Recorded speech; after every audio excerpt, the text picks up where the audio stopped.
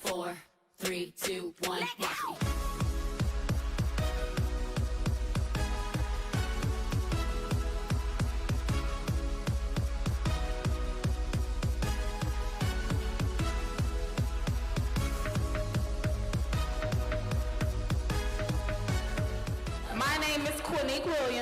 And my name is Rodney Phoebe. And we are your MCs for this program. I'm gonna need for y'all to wake it up because I can't do this deadness.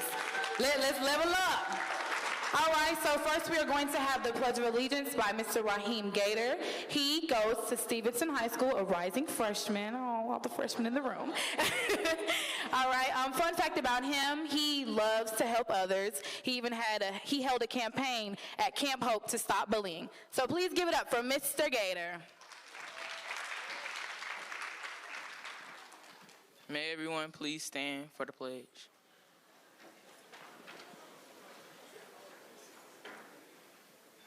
All right. I pledge allegiance to the flag of the United States of America and to the republic for which it stands, one nation, under God, indivisible, with liberty and justice for all. Please continue standing for a moment of silence.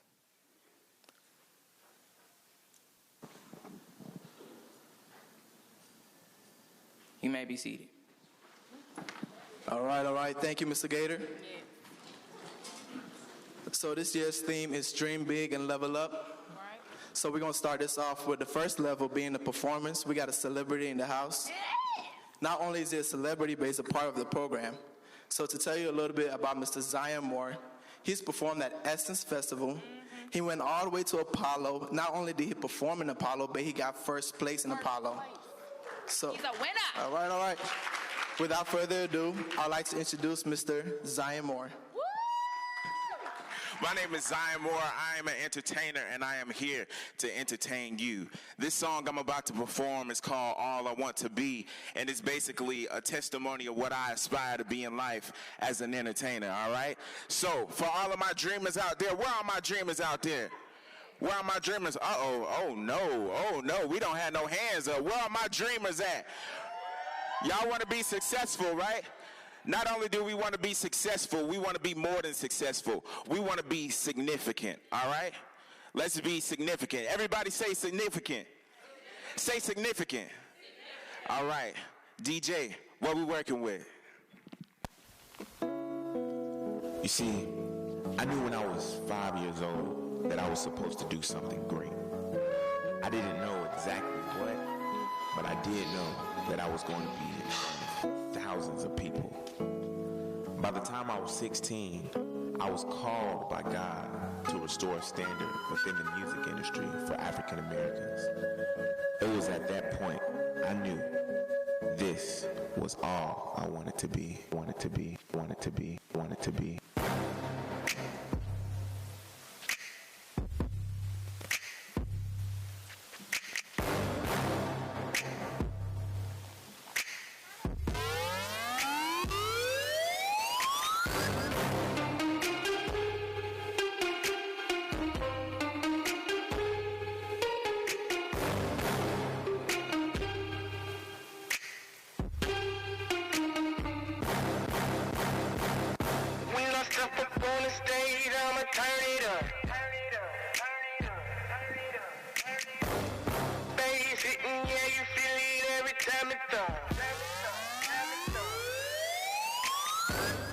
When I step up on the stage, I'ma turn it up. Fans whipping out the phones, they ain't missing nothing. Bass hitting, yeah, you feel it every time it thump. Girls working, they just wanna have a little fun. Hey, on time, look at man, 'cause I ain't moving, that's the man. Don't need, 'cause I'm in the man. Now we get it, put a man. Crew real deep, put a mean man. Just be yourself, don't be acting man.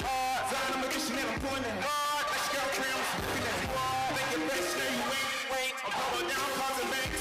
Brains, what I ain't the scene. Got a bad chick like Hillary. That's just in my tune, but my fans, they love me, you know that I love it back. Throw up the piece up. Think I'm obedient like my name is like that. All I want to be is a star with my face on the TV screen. People watching me. All I want to be. All I wanna be. All I want to be is a star for everyone. All I want to be is a star with my face on the TV screen. People watching me. All I want to be. All I wanna be. All I want to be is a star for everyone to see. Bow tie, bang down, my writers, baby brown, big shows, big towns, big stage, big crowd. Go hard, I go home, so I went hard. Now I'm on my team, my family, Let's all, last child of the squad. Mom and dad worked hard, raised up in the church. Now I'm taking up the bars, kept it real big. In my eyes see stars, all that I wanna be. Number one in the charts. You think it best, so you wait. I'm pulling down, crossing banks. Race, wanna hit the scene. Got a bad chick like Hillary.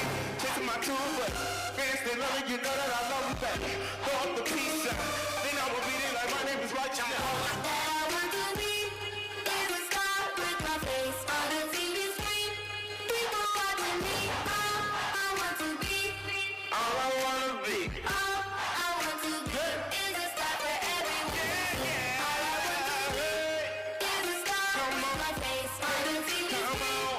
People watching me. All I want to be. All I want to be is a star for everyone.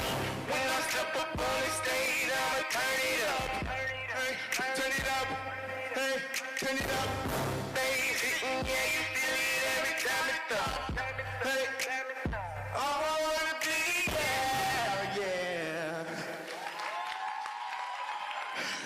I thank y'all. That's my time. Before I leave, can I get everybody to pull out your phones? Pull out your phones. Pull out your phones. Make sure you follow me on social media at I am. Hold on, some of y'all said y'all already follow me. Hold on. Make sure you follow me on Instagram at I am Zion Moore. Again, that's I am ZION MOORE. One more time, I am ZION MOORE. I thank y'all again. Woo!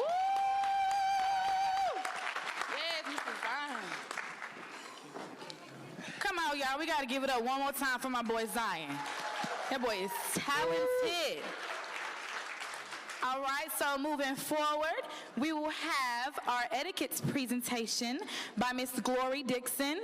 Miss Dixon is a certified professor and associate dean at the Beulah Institute School of Bible Studies. Miss Dixon holds 2 etiquette certifications and is a longtime member of the Society of Certified Etiquette Trainers. So without further ado, please give a great big welcome for the wonderful Miss Dixon.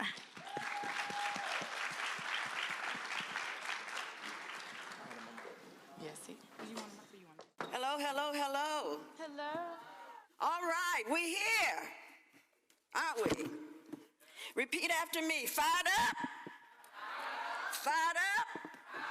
And this is how we do it in the South. Show enough, show enough. All right. I am so glad to be here. Again, I am Glory Dixon with Etiquette Haven.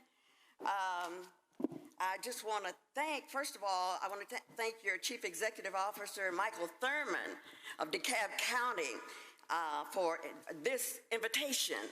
I also want to thank Theresa Austin-Gibbons, consultant for the Link and Associates, Denise Davis, Executive Assistant, Theresa Austin-Gibbons, Director, Tawana Smith-Finney, Linda Johnson, Tiffany Davis, Jermaine Hampton, Janice Burley Black, Michelle Jones, and Miss Quinique Williams, and Rodney, is it Phoebe? And to all who made this possible. I am just so glad to be here, and this is a wonderful event, and we're just going to teach you, as Jermaine said, to level up and dream big. Is that all right? All right. We're going to talk about etiquette, okay? What does the word etiquette mean? Does anybody know?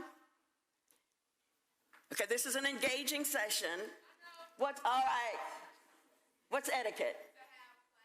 To have class? Okay, anybody else? Behavior. And in order to learn behavior, you have to have class, don't you? Well, it comes from a French word called estique, meaning to attack or stick. It describes the requirements or behavior according to conventions of society. It did start in France in the royal courts in the 1700s. Learning etiquette is real important. And in order to learn etiquette, let's listen as to what do we have to do to learn not just etiquette, but any subject. You see that gallon of milk? You see that? Okay. Do you think I can pour that in that glass? Yes or no? Okay. Somebody stand up and tell me why. Okay. Go ahead. It's turned over, and if it's turned over, what happens? You can't pour the milk in it. Okay, now, where's the glass? Right side up, so now can we pour the milk in it? What does that mean? In order for us to learn to receive here today, yes, sir? You gotta be open. Wonderful. You got it. You gotta be open. Give him a hand. Give him a hand. Amen. I couldn't even see that. Okay. Somebody read that. It's so far away I can't even see it. Yeah, just the top, just the top. You got to be open. There's some very famous people that have taken etiquette.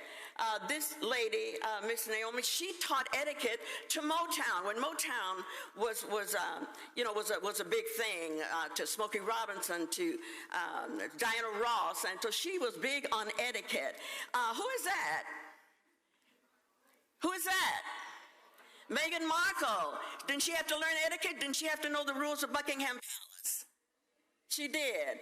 I met Mr. Rush Hour here, Tris Tucker. He's got manners. He's been through some classes and some personal development. Who's that? T.I. took and taught some etiquette classes, okay? And now that we've arrived at the event, we don't know anybody. It's on the screen. What do? We have to greet people. If you don't know somebody, just introduce yourself. Hi, my name is John. What is your name? Okay? Now, if you're in a business setting, which you all will be one day, when you introduce someone, you always introduce the older name first, okay, to the younger, okay? All right, come here, okay? And you come here, okay? Now, I want you to introduce me first to her. All right. Come on. They can hear you. All right. So, Mrs. Quinique Williams, I would like to introduce you to Mrs. The other way. Oh. You introduce the older one first. So, Mrs. Gloria Dixon, I would like to introduce you to Mrs. Quinique Williams. Oh, Miss Quinique Williams, it's so nice to meet you. Now, if this person had a title, Miss Quinique Williams of whatever company you can say that. This is Quinique Williams, and she's with Atlanta Christian College, or she's with Harvard, or you can give her title, but you always mention the older person first, even in a professional setting. Thank you. Thank you very much for that. Give them a hand.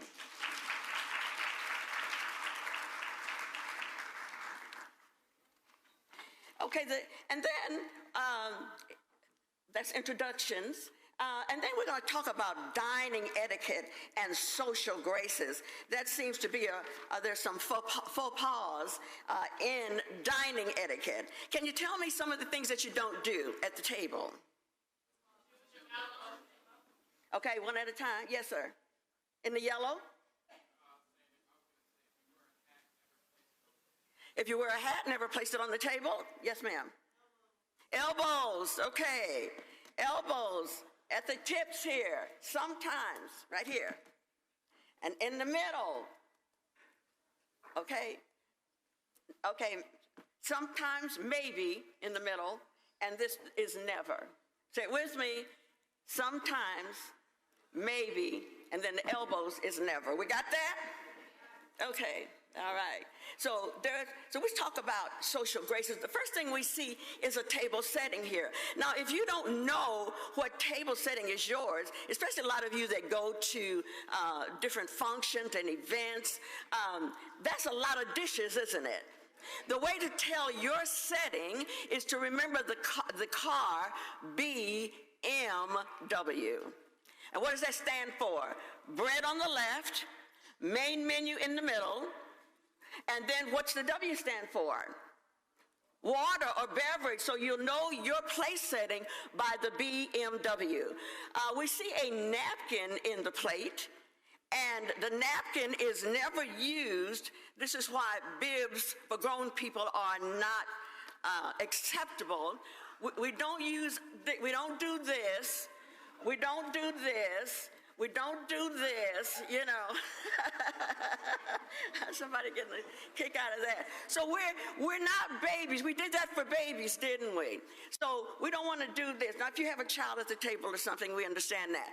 But the main purpose of the napkin is to just dot, blot. Yeah, not this, okay? It's to blot.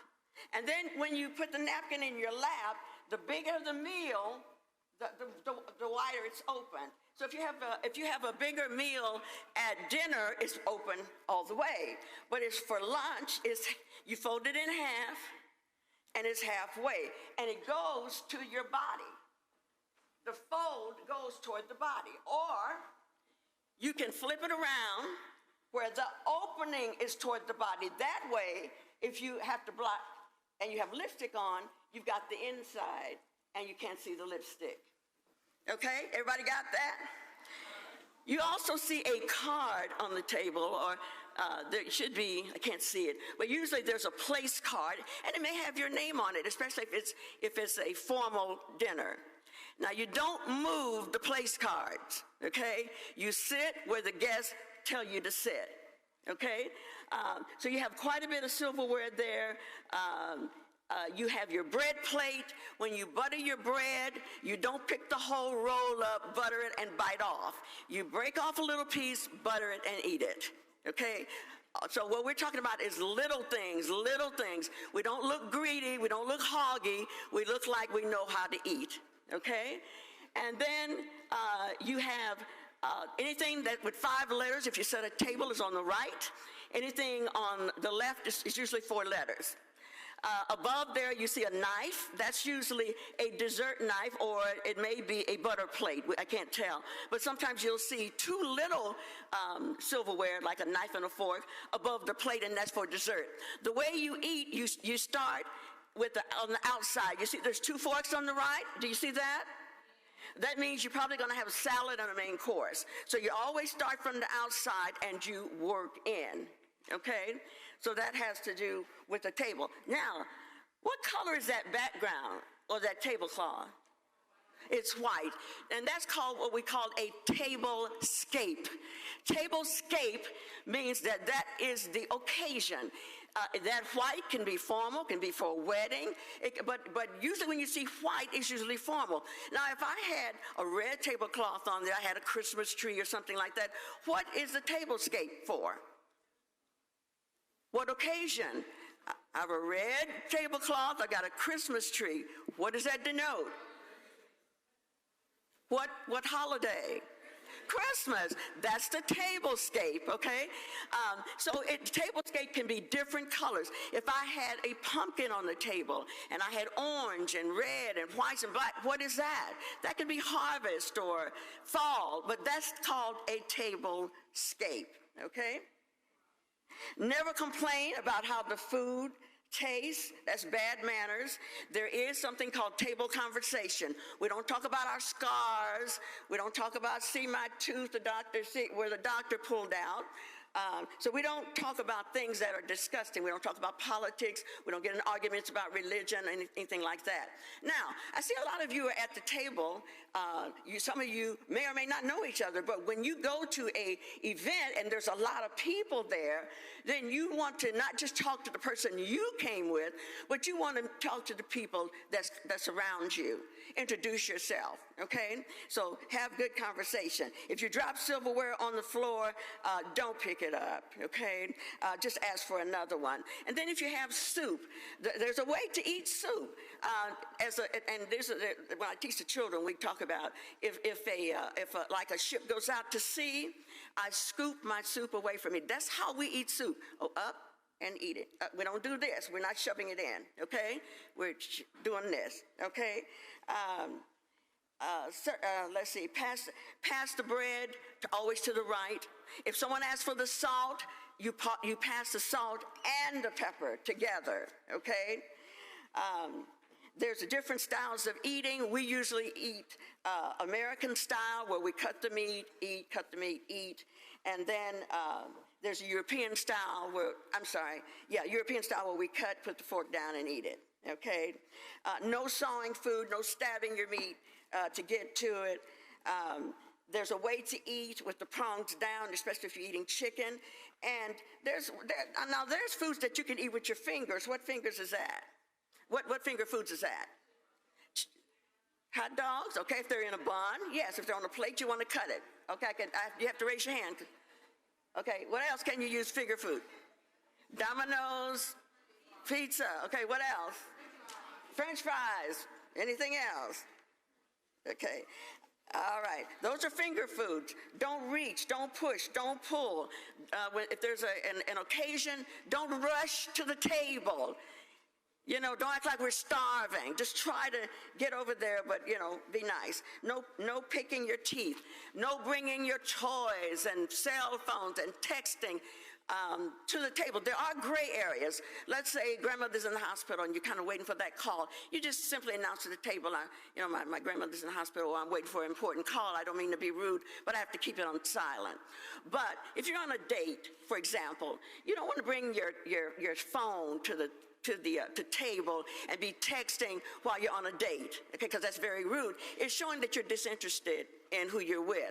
Also, young men, when you date, when you go to a restaurant, you do not sit with your back to the door. Why is that? Can anybody answer that? I can't hear everybody. Raise your hand. Yes, sir. You may need to leave. So your date usually needs to know where the exits are. They need to be facing the door in case there's impending danger. You know, people are going in shooting up places now, even restaurants, even McDonald's. So your date should be facing the door. Never have his back to the door, okay? Okay, who pays the check? Oh, wow. Everybody. All the women said the man. Well, it depends. If he says, let's go to dinner, I'd like to take you to dinner, then he pays. But if he says, let's go Dutch, then that means that you're going to pay as well. Okay? Okay. Never begin eating until the hostess does, if you're at someone's house or a formal dinner. Okay? For etiquette, just like we saw Mr. Curry, remember that there is no victory in failure, okay?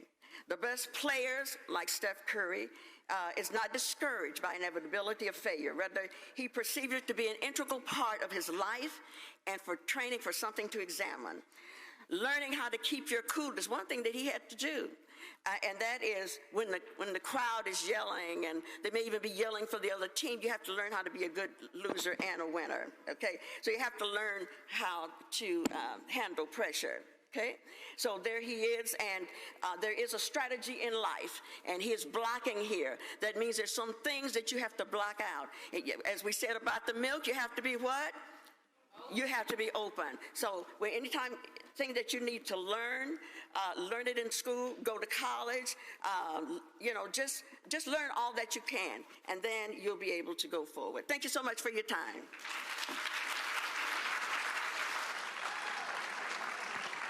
Thank you again, Ms. Dixon. Thank you.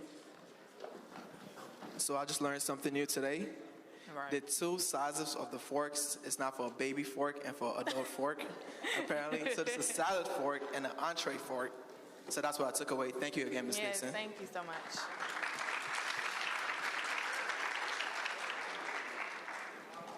So next up, we have a summer review. This summer review is presented by WorkSource DeKalb. It was put together by Mr. Donnie Cantley. To tell you a little bit about Mr. Cantley, he is the marketing and communication analyst for WorkSource DeKalb. He's also responsible for all the marketing materials and represents WorkSource DeKalb in the communication team for DeKalb County.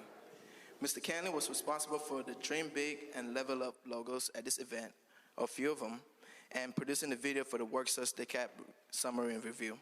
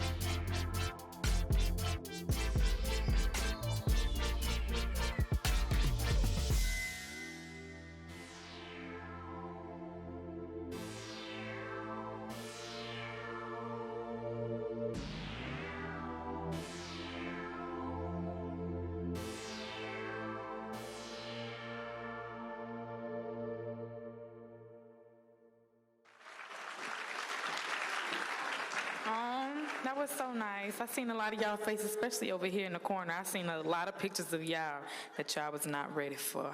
Up next, we will have a presentation of our youth safety measures, and this will be given by Detective Casey Benton. Detective Benton has been with the DeKalb County Police Department for 13 years and a detective for 3 years in the Internet Crimes Against Children's Unit. Today, he will present the information around the safety measures for youth. So, let's give it up for Detective Benton. All right, good morning, everybody. Hey, y'all are getting better. Y'all are getting louder as the morning gets on, I think. Hey, thank you guys for letting me come up here and talk to you guys. I know this probably won't be the most exciting part of your day. Most of y'all have probably been to internet safety classes or heard something about that before. But I was asked to come and give a presentation today, and I want to come speak to you guys. I get excited when people ask me to come speak on this because we're going to talk about something that we do that is probably one of the most dangerous things we do, or can be one of the most dangerous things we do, but we often overlook it, right? We're going to talk about internet safety a little bit. We're going to talk about human trafficking a little bit. We're going to talk about being safe when we're using ride sharing like Uber and Lyft and that kind of thing.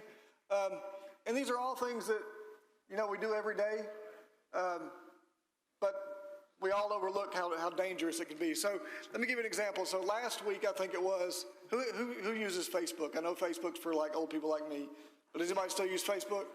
Right? So I was on Facebook, and people were posting all these pictures of themselves as old people, right? So this, what was that app called? What is it? Face app, right? So I typically don't do this, right? But some of my Facebook friends were like posting pictures of themselves. They look, they had the filter on them, made it look old. So I thought, I'm gonna try it, right? So I downloaded the app. I took a picture of myself. I posted it. I didn't post it on Facebook. I sent it to my wife, and her response was, "Don't ever do that again," right? And then like the next day, I start seeing all these news articles from WSB and CNN and everybody saying that when I took my picture on that app, now the Russians have my information, right? And that's kind of silly. I don't know if they do or not. I don't really care if the Russians have a picture of me as an old man. But the point is, I took a picture of myself and on a social media application, and now somebody has my picture. I don't know who has it, right? So we're going to talk a little bit about some safety measures when you use the internet. So let me ask you got some questions. And it's kind of going to be a combination of internet safety and, like I said, human trafficking and that kind of thing. So let me ask you, if somebody were to ask you, like a good-looking guy or a good-looking girl were to ask you or were to send you a friend request online and you didn't know them, right? You get this friend request from somebody online and you don't know them, but they're a good-looking guy or girl. How many of you guys would accept that friend request or allow them to follow you or whatever? A couple of you? All right. What if somebody were to approach you at the mall, right? Somebody you don't know, some stranger walks up to you in the mall, and they tell you that you're attractive and you look nice and that you should be a model, and they want to help you be a model. How many of you guys would entertain that person and let them talk to you? Good idea. You probably shouldn't. What if a stranger? If anybody says yes to this, then I'm going to be real disappointed. What if some stranger walks up to you and says, "Hey, can I take your picture?" Right? I would hope nobody would do that. What if somebody comes to you and offers you a job, and it's like the dream job, right? It's too good to be true. They offer you this job. You don't have to have any experience. You don't have to have any training, but they offer you this job. You don't know who they are. All you got to do is just, follow up with them at some location in the near future. How many of you guys would accept that job offer? Right? So, scam, yeah, or completely like crazy, right? So, all those things sound a little crazy, but in my 13 years being a police officer, 3 years as a detective, I've worked cases where people were assaulted and injured because of things just like this, right? I've worked, let me start by telling you what I do. So I work in a unit called the Internet Crimes Against Children Unit. And what we do in that unit, it's a specialized unit. There's 3 of us. And what we do is we investigate crimes that involve the internet and exploitation of children / young adults, right? So if a person is exploited and they're a child or a teenager or a young adult, and that exploitation is done via the internet, then that's an investigation we do. We also investigate human trafficking that involves children. And I'm telling you, I have investigated a lot of cases that started with, well, I met this person on Instagram, and that was the very beginning of how that case started. So we really got to be careful with how we handle things and how we operate on the internet. Let's talk about some risky behaviors. What are some risky behaviors that people do on the internet? I almost said that you do on the internet. Nobody in here does these things. So what are some risky behaviors that some people may engage in on the internet? Just throw some out here. Bullying, that's a big one. There you go. What else? What's that? Explicit content. Thank you for being appropriate with your explicit content. Yeah. Explicit content. What's some other things? Bullying, explicit content. What is it, man?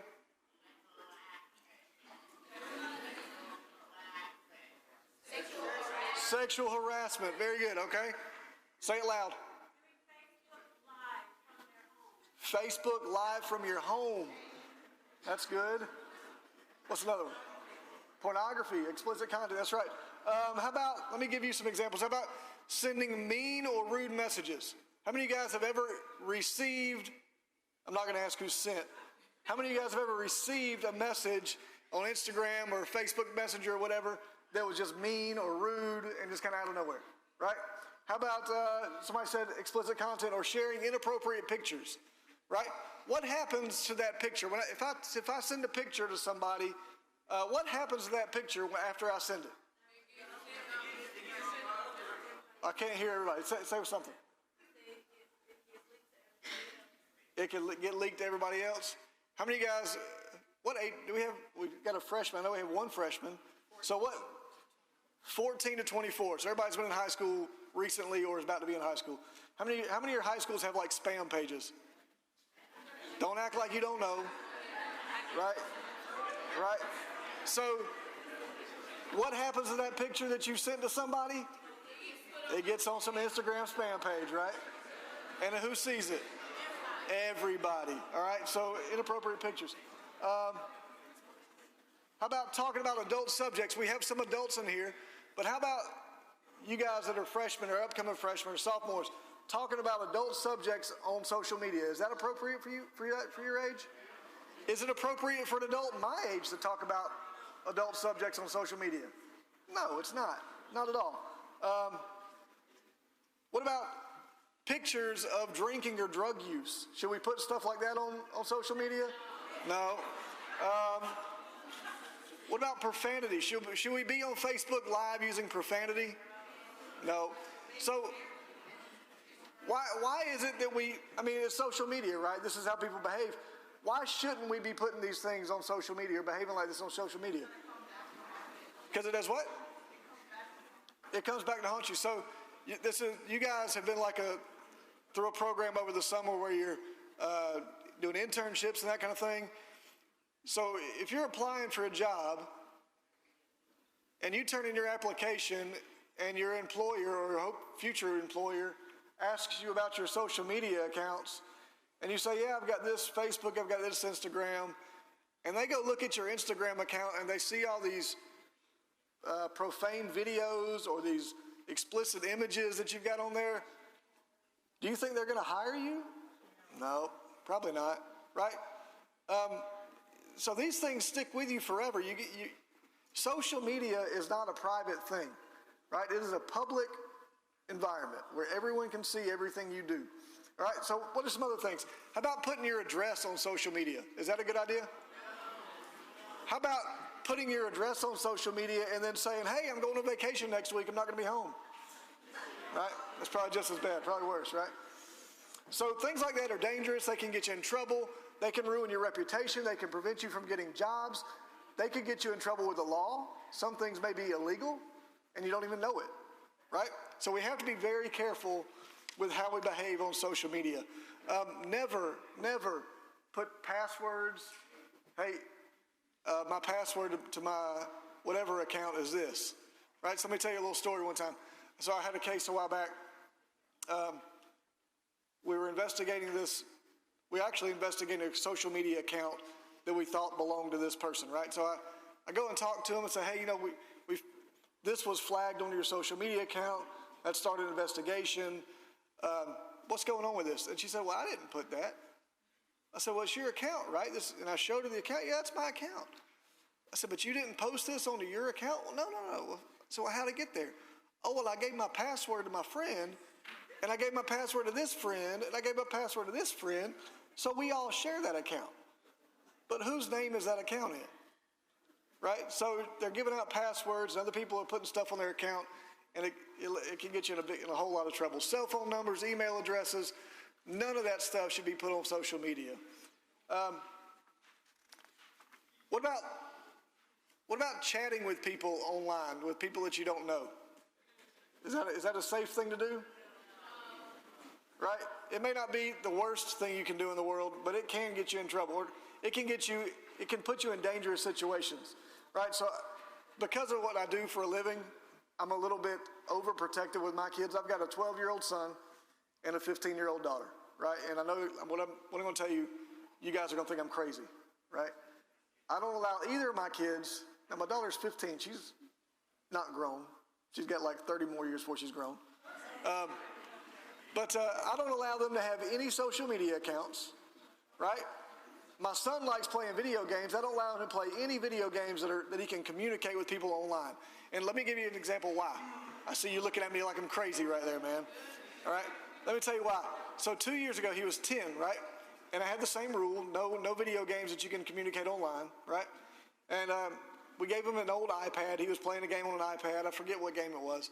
But I didn't know anything about the game. I thought I had researched it or I talked to somebody about it, and they said it was fine, no big deal. And the game wasn't bad. The game was perfectly fine. But he's playing this game, and he loves this game. He's been playing it for weeks. And one day, I talked to him about, this is why we don't play games online, because these really creepy people will try to communicate with you, and it's just bad stuff, right? So he understood all that. Even at 10 years old, he understood it. So he's playing this game on the iPad, and he loves this game. He's been playing it for weeks.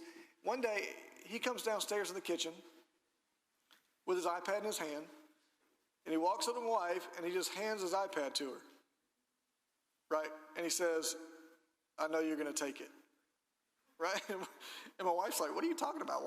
He loves this thing. Why in the world would you just give this iPad over to my wife for no reason, right? So she asked him what's going on, and he said, well, I was playing this game, and this person started sending me messages, and I was replying to his messages, and it was innocent, right? It was, what's your name, that kind of thing. So he's replying to these messages, and the person asks him how old he is. He says, well, I'm 10 or 11. Maybe he was 11, 10 or 11. And then my son Caleb, he says, well, how old are you? And this guy says, well, I'm 24. Right?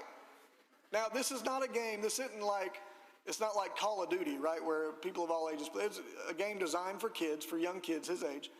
This person is 24 years old and wants to continue this conversation with my son. So thankfully, my son was, I don't know why a 10-year-old had enough wisdom to do this, but he immediately stood up, went downstairs, and gave the iPad to my wife and said, you need to take, or you're going to take this from me, and completely understood when we took it from him. Right? Now, he didn't do anything wrong necessarily, but he was chatting with somebody, he didn't know who they were, and this person was asking for information that they really had no business asking for, and it was an adult knew they were chatting with a kid, right?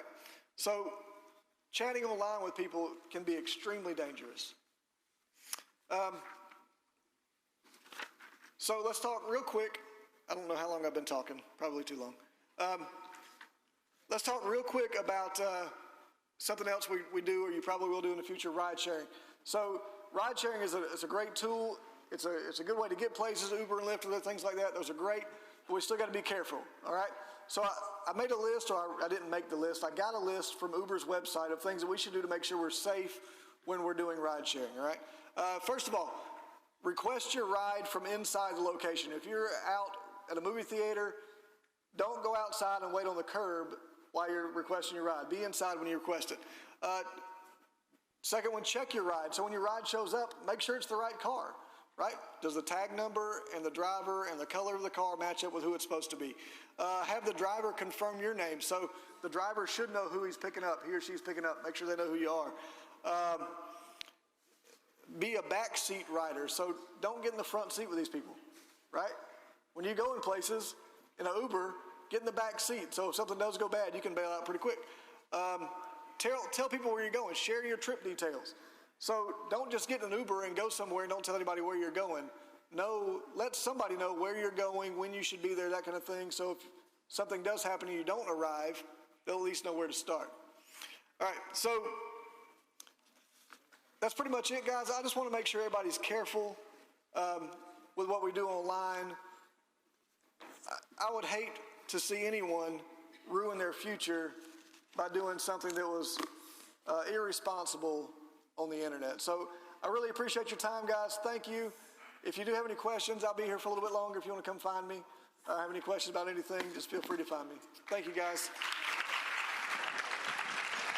All right. Thank you, Detective Casey Benton. So he talked to us about social media safety. And a few things I picked up: don't respond to DMs that you don't know. Don't take pictures of you smoking, drinking. Don't even engage in smoking and drinking. And most importantly, call your rides from inside. Yeah. All right. So next up, we got Mr. Boner Ziegler. My boy. He's going to talk to us about social media safety in the workplace. To tell you a little bit about Mr. Ziegler, he was born and raised in Atlanta, and he's a photographer and videographer. He started photography in the 11th grade year and has since started his own photographic company called Ziegler Photos. Good morning, everyone. My name is Bonner Ziegler, and this is my presentation on the do's and don'ts of social media. Good morning. Good morning. I was wondering, do you guys know the do's and don'ts of social media? Yes. What's to post and what not to post? Yes. What's inappropriate and what is appropriate? Yes. Have somebody ever taught y'all about it? No.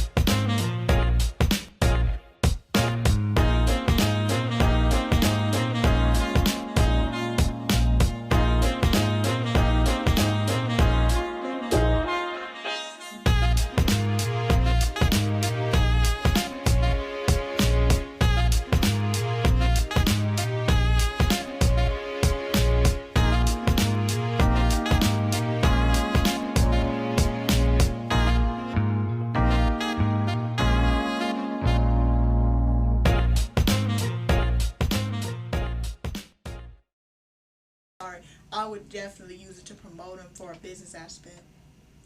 I would say if you use social media personal reasons to keep it classy. And, you know, some people now, younger people are trying to start businesses on social media. So you could easily just go on social media, look up their ad name or their name on there and just book appointments there instead of searching.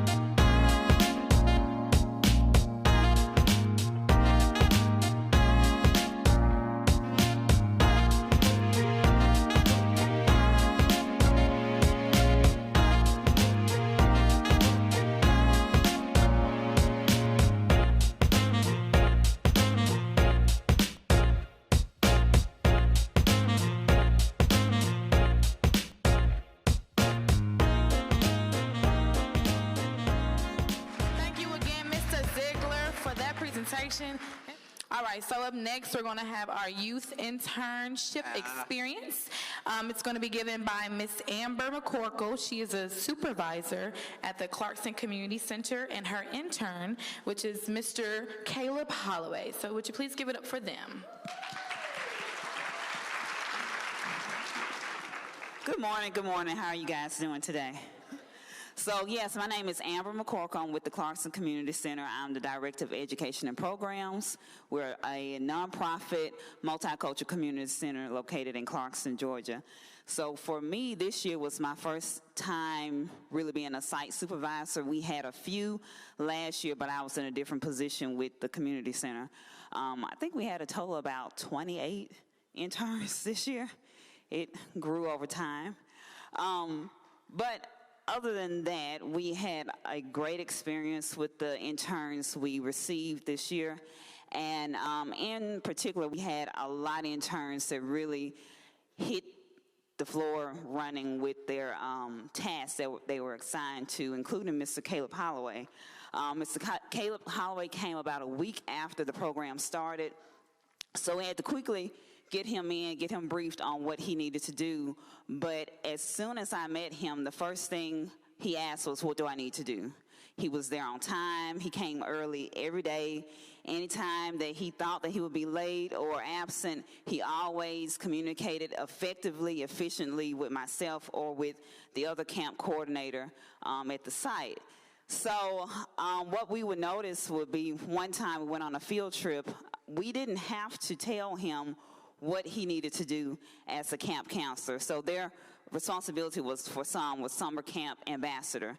So we would have kids walk out in the hallway at a museum to see an exhibit at a museum.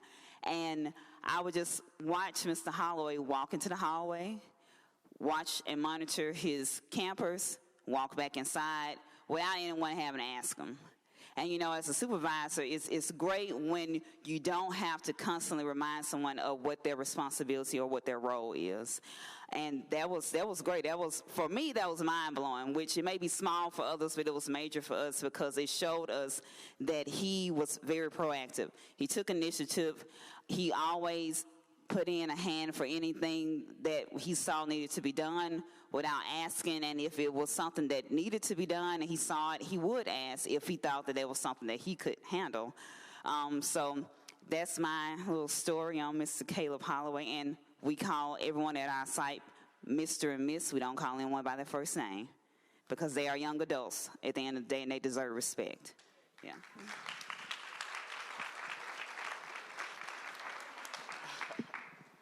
Good afternoon, or morning, whatever. Well, my name is Caleb, if y'all don't know. At Clarkston Community Center, it's multicultural, so I was kind of used to being around different people, but, you know, you adapt to it. But me, I started a week late, but I had the mindset of like trying to finish like on time. So, you know, I had to do what I had to do because, you know, I wanted to get paid. So, but let me tell you about my experience.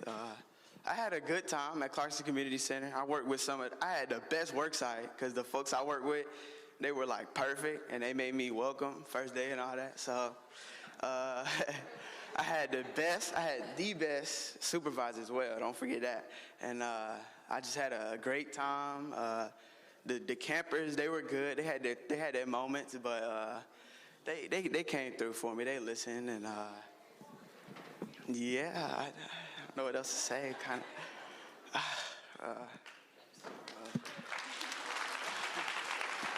All right, thank you. Thank you for sharing your experience. Let's give it up for the people you was working with at the Clarkston Community Center. Y'all stand up so we can see who y'all are.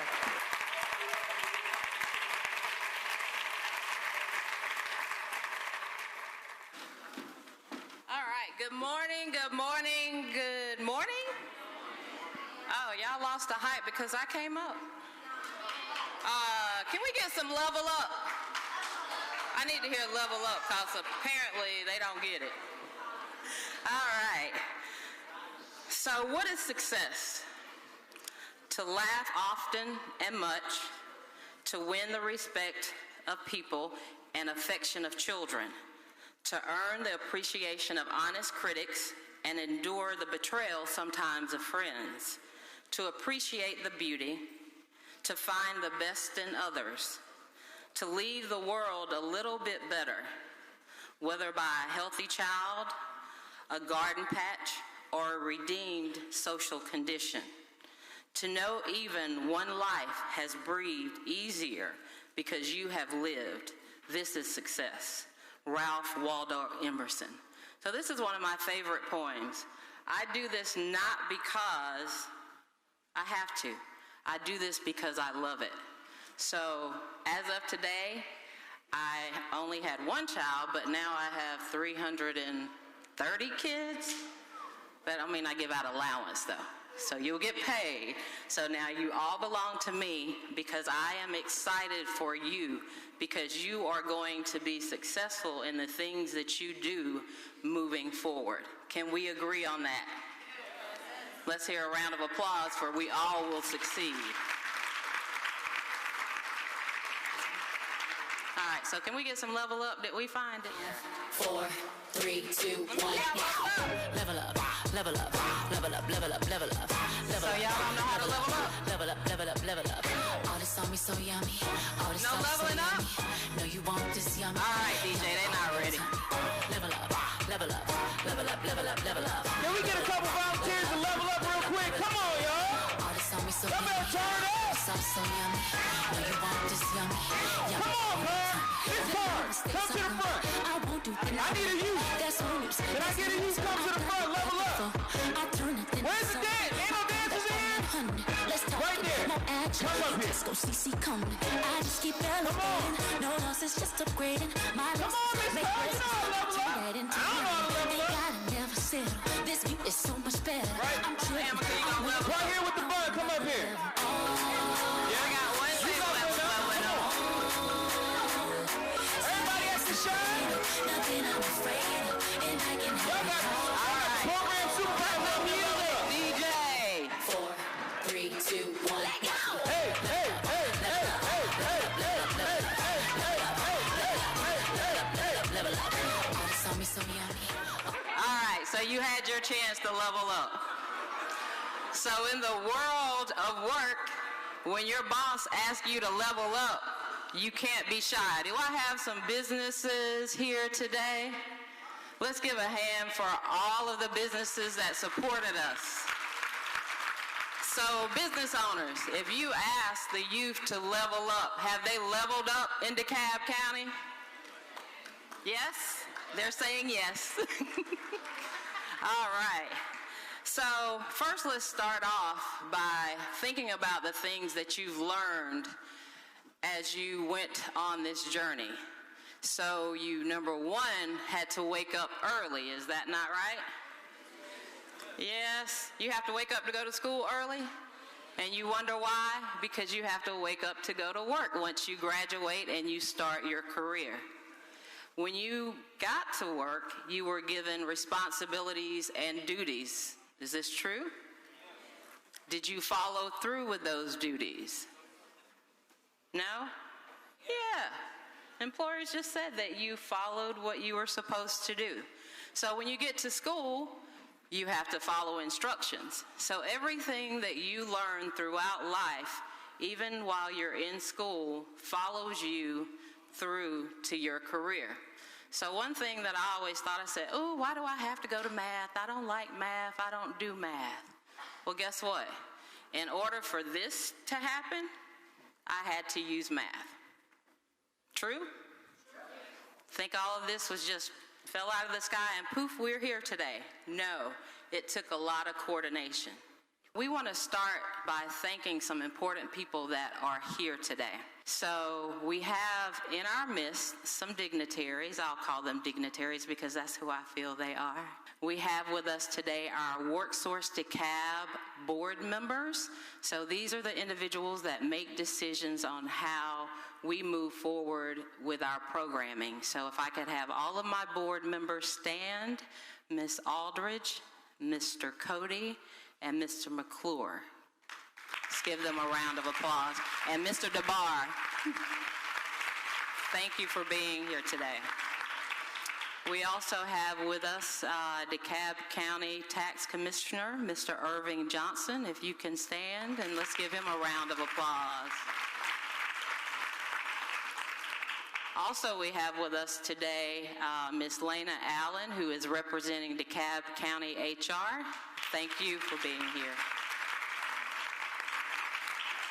So I am just so excited because, again, you have done well, you have exceeded, and one thing that Zion said that stuck with me is that you are significant. Know that whatever you do, wherever you go, you are significant and you matter. So we also learned a little bit today about social graces. So let's give Ms. Dixon a round of applause. I think we had Mr. Benton, Detective Benton, and he left. So we still want to give him a round of applause for giving us the information about internet crimes. And I would be remiss if I did not thank Mr. Ziegler. If I could have Mr. Ziegler stand up again. The do's and don'ts of social media. So tell me how you're feeling about your MCs today. Are they not great or what? So thank you, Ms. Williams and Mr. Phobie. So we also have in our midst, how many of you all went through training, pre-employment training before you went to work? Should be everybody in here, right? So I think we need to give a huge round of applause to Links and Associates for everything that they have imparted in you. Ms. Linda Johnson and Mr. J.R. Henderson, if you could please stand.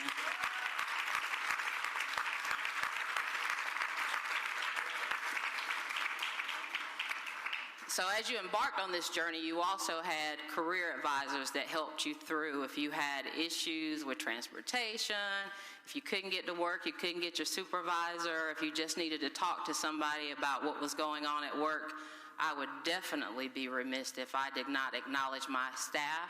So the WorkSource DeKalb team, if you could stand, raise your hand, and let the youth know that you are here. And I, as director, thank you for all that you've done.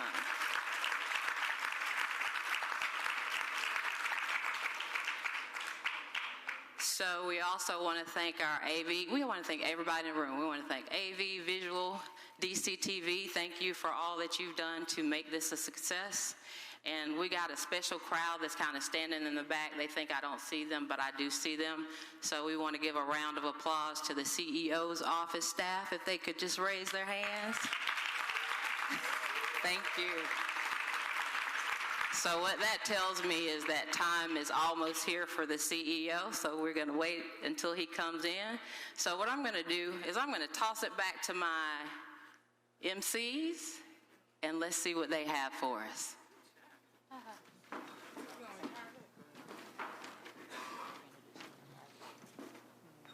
we have a special presentation today.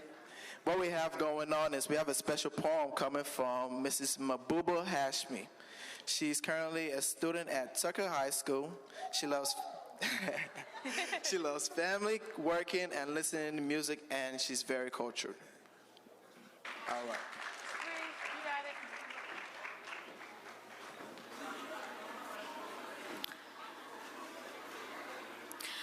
Good afternoon, everyone. I hope you are all good. This poem was chosen as inspiration as we go through life.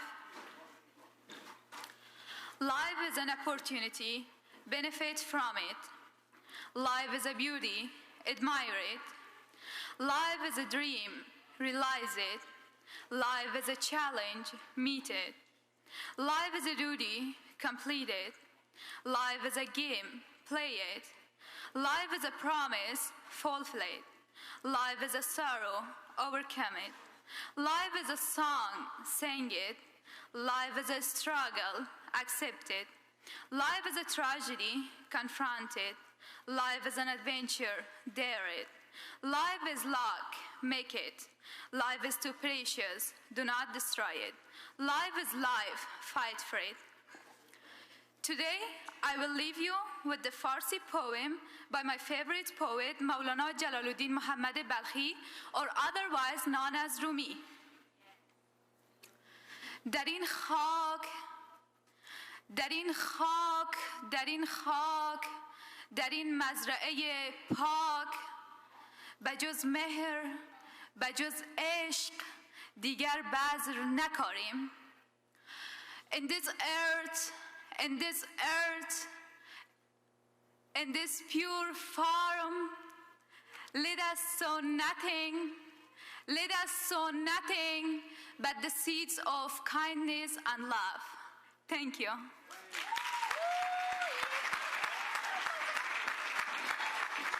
That was a beautiful, beautiful, beautiful poem. Thank you so much. And up next, we have Mr. CEO, Michael Thurmond. He is the Chief Executive Officer of DeKalb County, Georgia, and was a representative in the Georgia Assembly. He is also an attorney, an author, and a lecturer. Mr. Thurmond's primary mission is restoring trust in county government.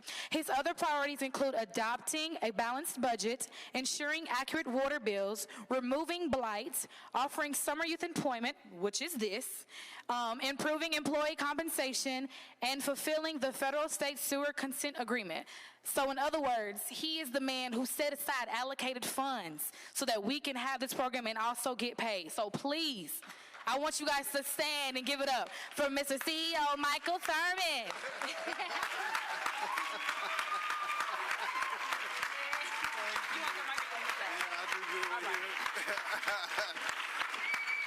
Thank you. Good morning. Good afternoon. I'm not sure. But first of all, I want to thank my summer intern for the last 3 years, and next year will be the 4th year. Give it up for Miss Quint. I love her. Brilliant young lady. I also got to recognize Brother Garfield. Stand up. Rising Junior, my other intern at Hampton University. Good afternoon. And of course, Quint mentioned that we are so excited to provide the Summer Youth Employment Program, DeKalb Works. This is the 3rd year, and over 1,100 jobs have been created with this program over the last 3 years. But young people, you can rarely accomplish anything significant without support and help from other people.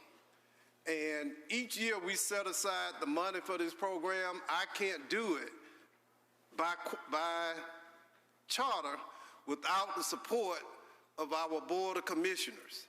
They have to authorize any expenditure we make in the CEO's office. And so I played a role, but our commissioners were equally as important. And I know I saw Commissioner Bradshaw, I saw Commissioner Cochran Johnson here. Well, I'll give a hand for our Board of Commissioners. I know I saw him here earlier. Oh, here she is. Stand up, Commissioner Cochran Johnson. Give her a hand. Stand up. Give her a hand. Yes. the newest member of our Board of Commissioners, but a lady of integrity and dedication and commitment to our community. We have, and by the way, folks, you can't spend the money unless we collect the money, right? Because we use tax dollars. Everybody get it? You pay your property taxes, the money comes to the county, we pay salaries of our employees, but that's how, when you get your check, the money came through and by taxpayers. So the man who's responsible for collecting the taxes that goes in our budget, that actually ends up in your paycheck, is here today too. So let's give him a round of applause, Commissioner.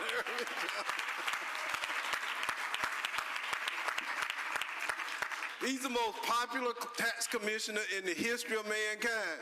Most of the time you introduce the tax commissioner, people boo, but they always cheer for my longtime friend, and he's a great public servant, and thank you so much for being here and for hosting interns. Did you have interns in some? You had 4. Where are your interns? Are they here? Ask them to stand up. I want Commissioner Johnson. They're working. All right, they're working. They're not here today. Okay. So also, we have an organization, you met her, DeKalb WorkSource, who are the people who are on the front line who actually make this initiative possible.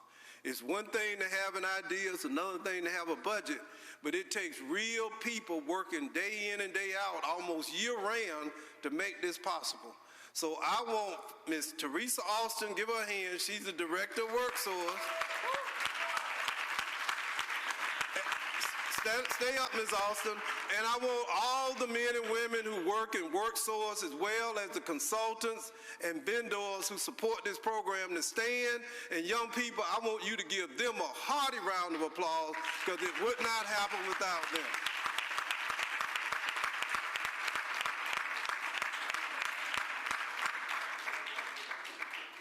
Thank you so much for saying yes to life and no to hopelessness. Your volunteering to participate in this initiative is so important. You're role models in your community. You're role models for your brothers and sisters. You're role models for people in your schools. You demonstrate that if you have a goal, that if you have faith and a dream, if you pursue it, all things are possible. I was telling Dr. Watkins, who's here from the DeKalb County School District, where is Dr. Watkins? Stand up, Dr. Watkins. He's over career and technical education. Give him a hand, from the DeKalb School District. I served as superintendent, so this is my little piece of my old job, because I so enjoyed being around young people while I worked at the DeKalb County school system, that this was part of my thinking in creating this opportunity. Young men over in the left, my brother. Okay, thank you. See, the good Lord, as my mama used to always tell me, son, good Lord gave you 2 ears and 1 mouth. And why you think that was possible? So you should do what more than what? That's an important lesson. The other reason I wanted to do this is I remember my first job. I was 14 years old, growing up in Athens, Georgia, and I was in a summer youth program just like this. And I remember getting my first paycheck. I made $49.87.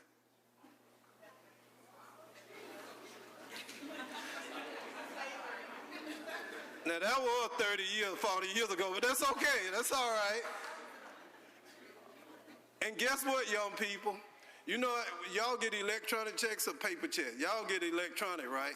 But we, Theresa, used to get paper. And if you get a paper check, part of the check is a check stub.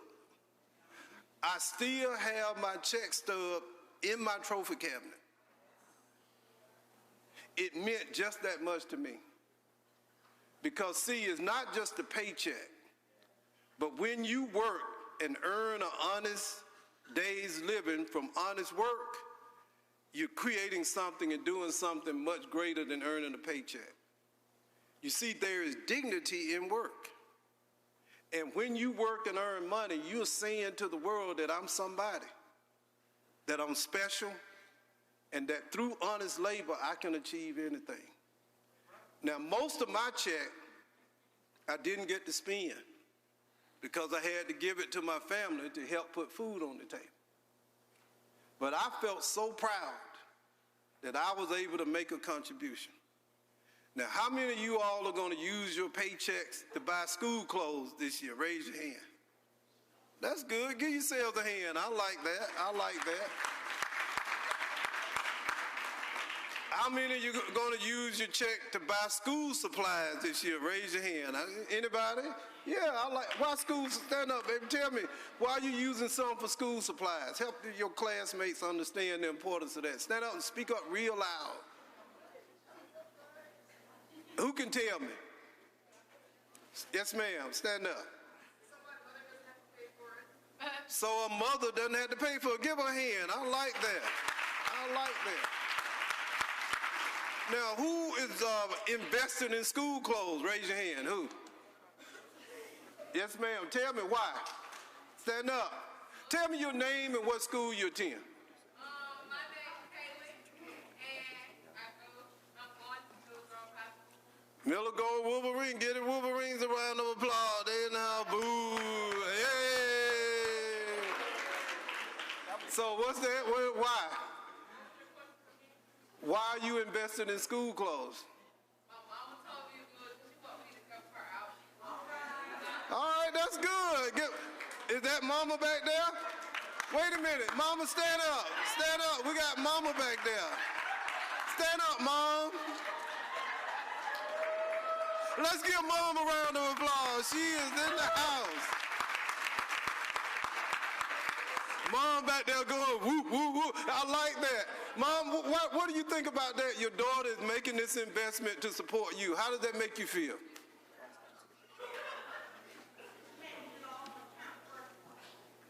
She got her own account.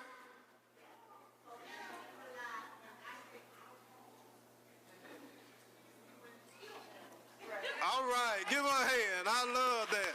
Who set up a checking account? Who else? Did anybody else create a savings account? Who did? Tell me about it. Someone tell me about it. Sir, you. Yes, sir. Yes, sir. What's your name and where do you go to school? From Arabian Mountain in the house. Give him a hand. All right, all right. So tell me about where you set your account up and why did you do it? Wait a minute. Wait. We bringing the mic. I want everyone to hear this. I like this. I like this. All right, let's start over. That's important what he said, right? He thinking, isn't it, Commissioner? So where you want me to start?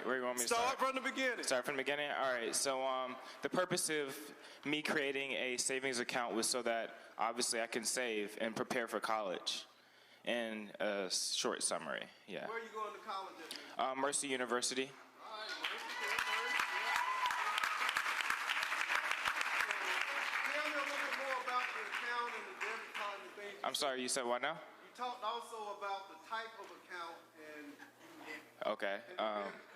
Okay, so the debit card is attached to my checking account, but I have a savings account as well. So the purpose is savings account to save. The checking account is so that I can be able to make quick transactions and things like that. That's profound. Give me a hand. A savings account.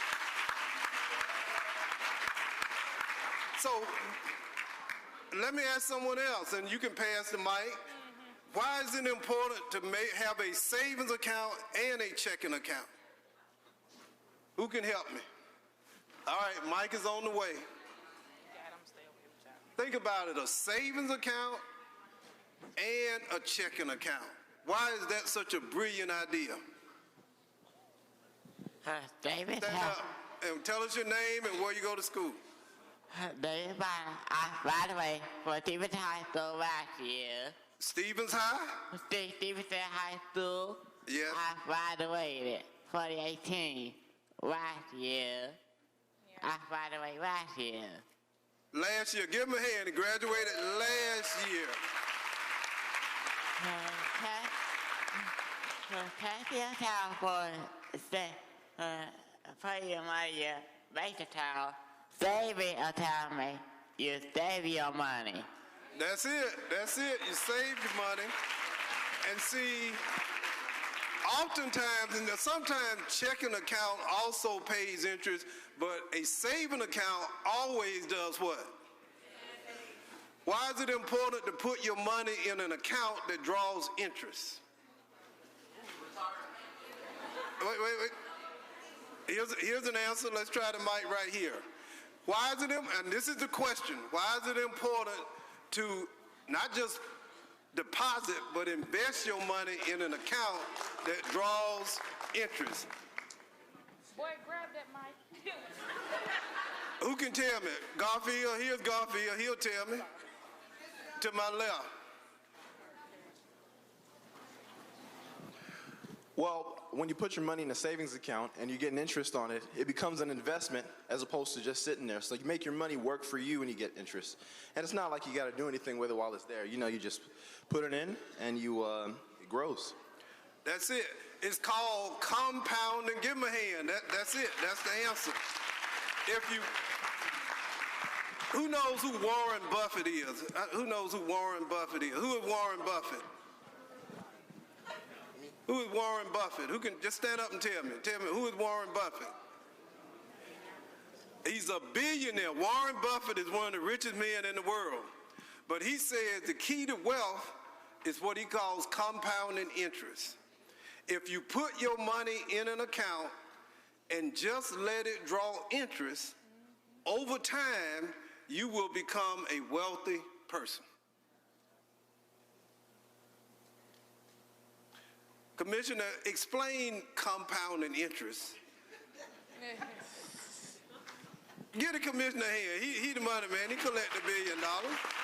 Explain to the young people what compounding interest will do for you. The principle of compounding interest is in terms of investing your money. So for every dollar that you put in the bank is going to give you an interest rate, either 1%, 2%, 3%. So your dollar is actually earning, in the case of 1 or 2%, another 2 or 3 pennies, and you haven't done anything but let the money rest in the bank. So that money is starting to compound. But there's some other principles of 72 and those kinds of things that we won't get into. Otherwise, we'll have a financial seminar today. Yeah, you put your money in your bank like you go to work every day. If you got your money in an interest-bearing account, your money goes to work every day for you.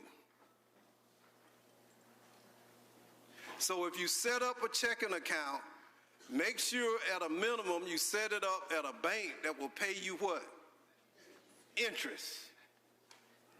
And each time you get your statement, and if your investment or your money is a little bit larger than it was the month before, if it's a quarter, if it's $1, if it's 3 cents, y'all thank Uncle Mike, because I did it for you. Fair enough? Commissioner Johnson, Cochran Johnson, get her the mic. I want her to explain the importance of saving and not spending all of your money that you earn. Okay, I know a little bit about that because I was taught at a very early age that you set aside money. When it comes to saving, as a general rule of thumb, at least 10% of what you earn you should set aside. Through set-asides, that's how we end up with those rainy day funds. Yes. Because we never know what may happen down the road. But now there's so many things. You guys can delve into penny stocks.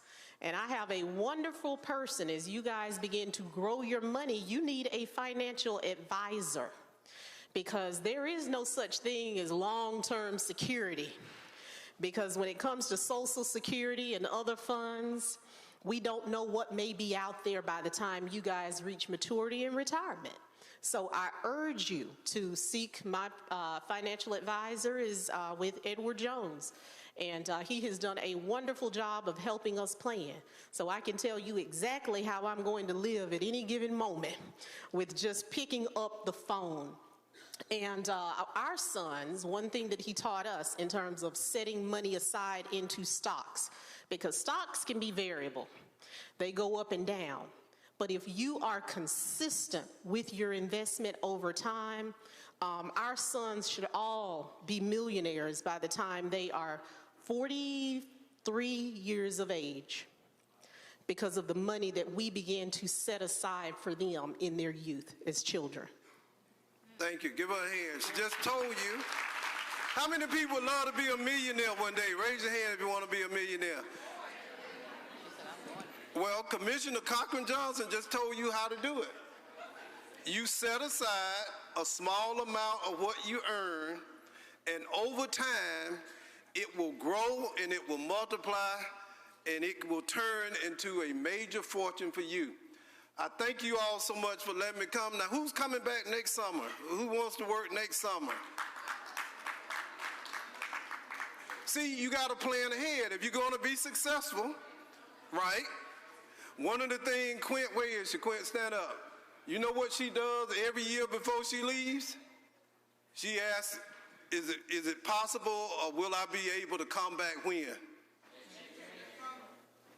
And before she leaves, and Garfield did the same thing, and I hope all of you all did it.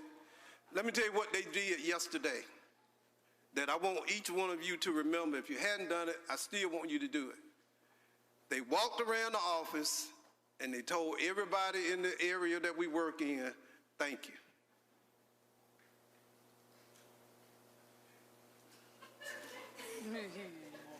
You laughing.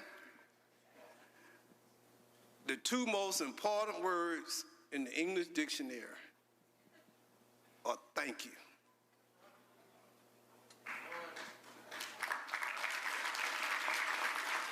Some folks say it one, I say it two, because it's a big thank and a big who?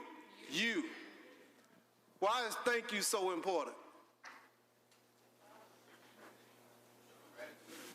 Stand up, please. What's your name? Tell us where you go to school. You're an intern. Yes, give her a hand.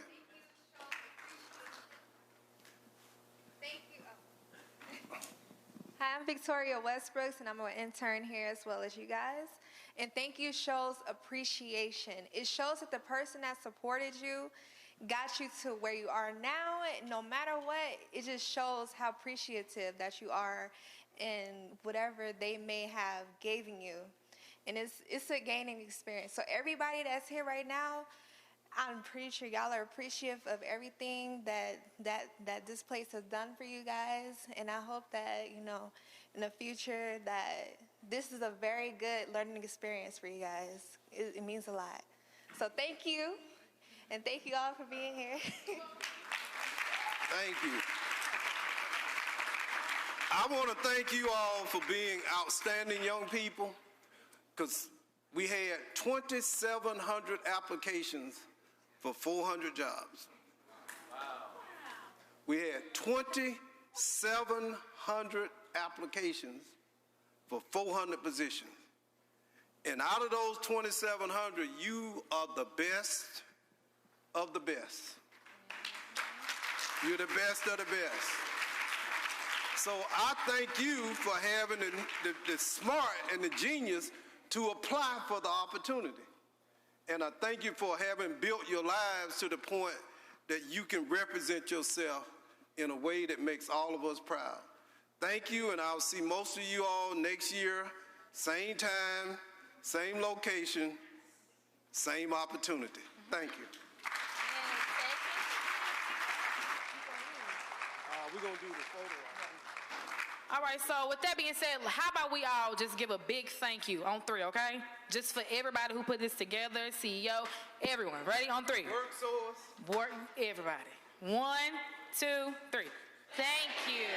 Oh, that was great. What about for the parents? Oh, and your mom and your daddies and your guardians and everybody who's watching over you. 1, 2, 3. Thank you. As we get started with the next level, we do have a short summer review presented by DCTV. They came around, took a few videos, a few snapshots of us, and they'd like to present it to us.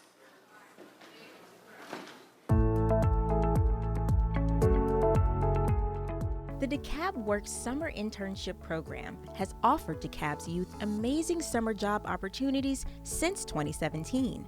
Formed by a partnership with DeKalb County CEO Michael Thurmond and the Board of Commissioners, this WorkSource DeKalb program provides hands-on work experience for local residents ages 14 to 24.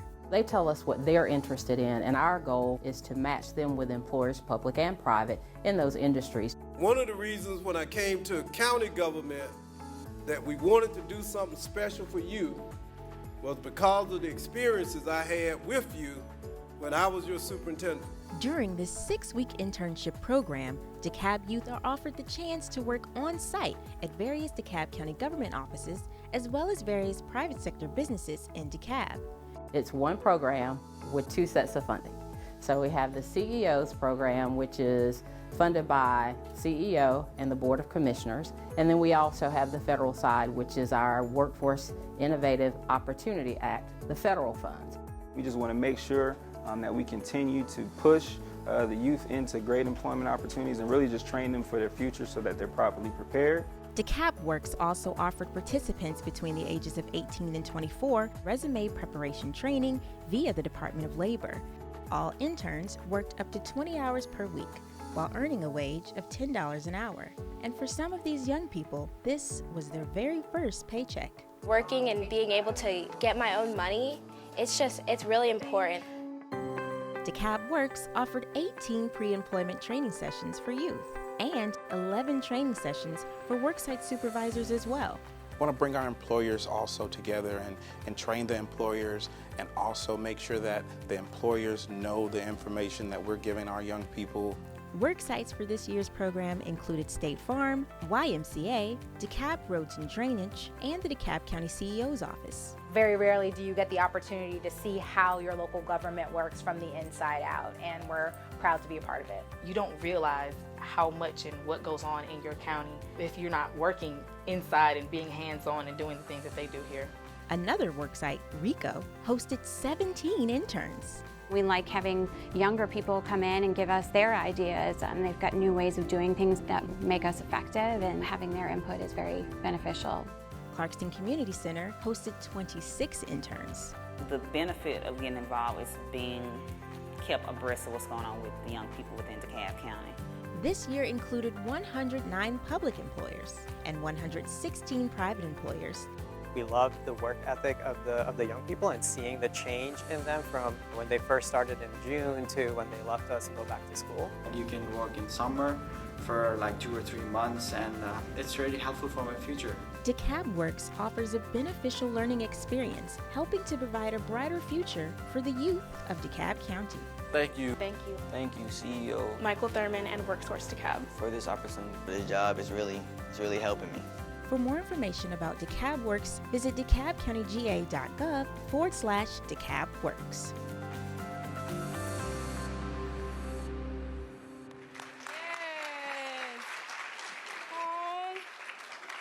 That was a nice highlight video, seeing all y'all faces and stuff. Y'all famous. Tell y'all mama to tune in.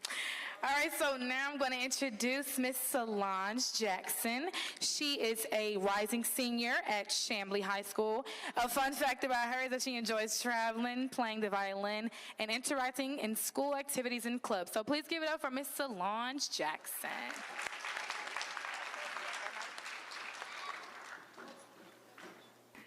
Good afternoon. I'm Solange Jackson, and I have the privilege of introducing our guest speaker, Ms. Francesca Amiker. Ms. Francesca Amiker is a 3-time Emmy Award-winning journalist. She recently won Employee of the Year at her news station and was selected as one of 3 Employee of the Year finalists for her company nationwide. She is a proud member of Atlanta's hit morning TV show, Morning Rush, where she delivers the latest developments in Georgia's TV, film, and music industries. Within the first month at 11 Alive News, Francesca scored interviews with 2 of the industry's top media players, Tyler Perry and Oprah Winfrey. Her passion to show viewers Georgia's booming film and TV industry is what fuels her to keep pushing for more. Within a year of joining 11 Alive News, Francesca created the station's first ever entertainment segment, The A-Scene.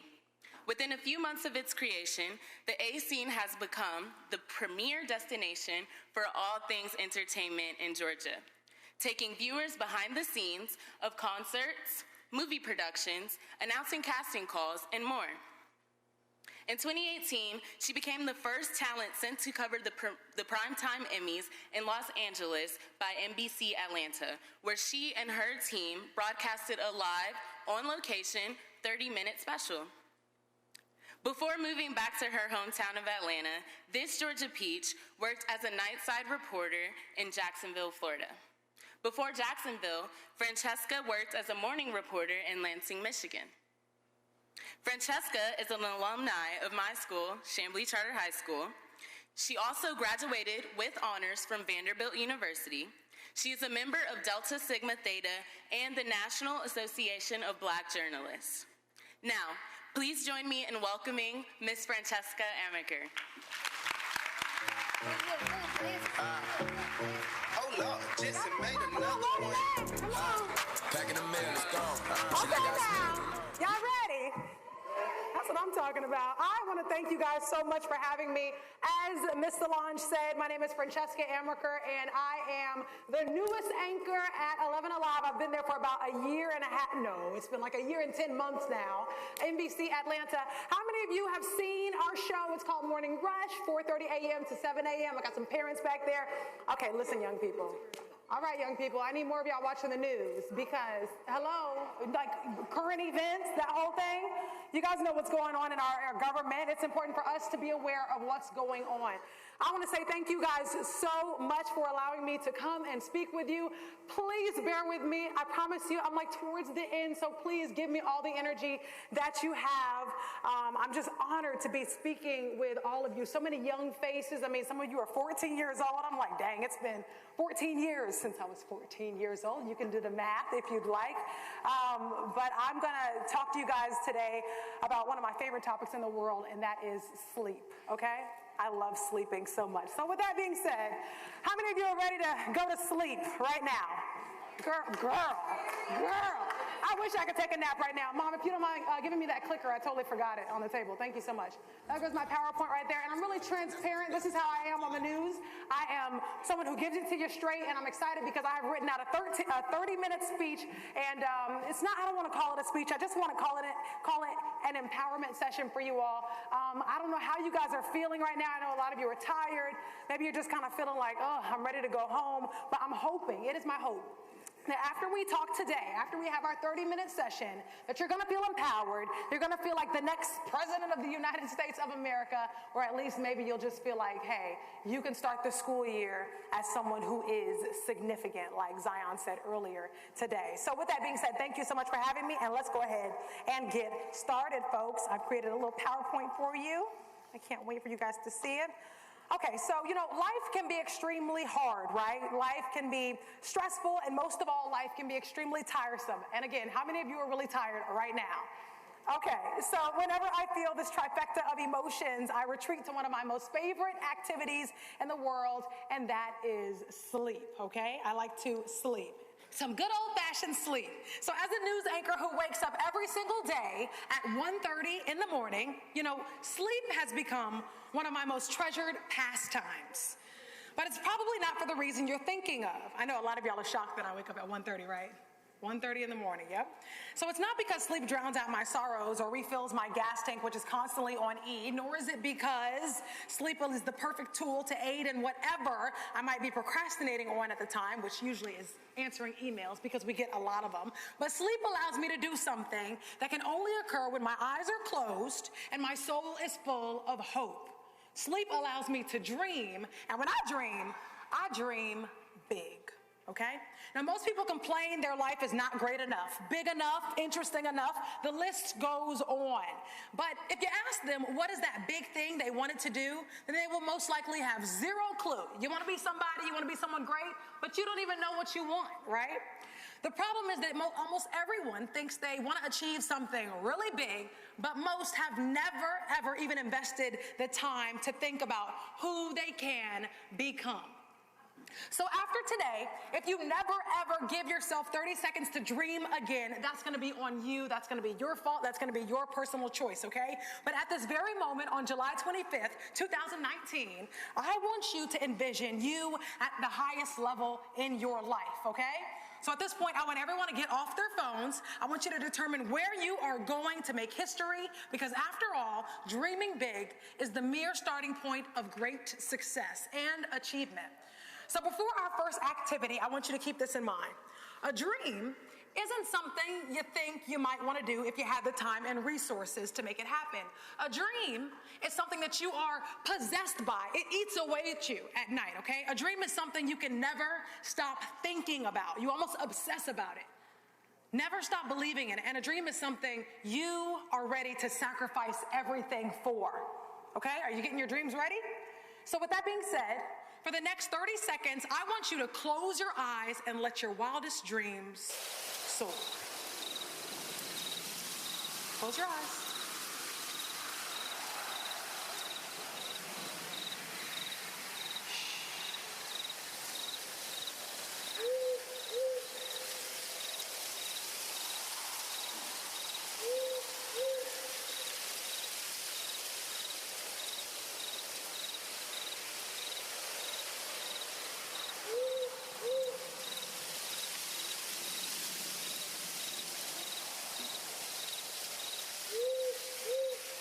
Open your eyes.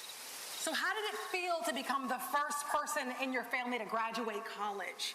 How did it feel to become the first person, one of the first successful business owners off your block or in your neighborhood, out of your group of friends? How did it feel to become the first lead surgeon at one of Grady's top medical departments? How did it feel to become the first black female president of the United States of America?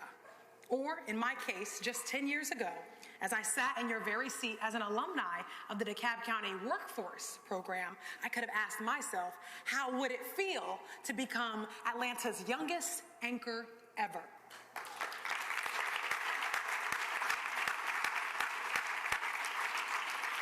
There she is. Jump 10 years later, I say it feels pretty darn great.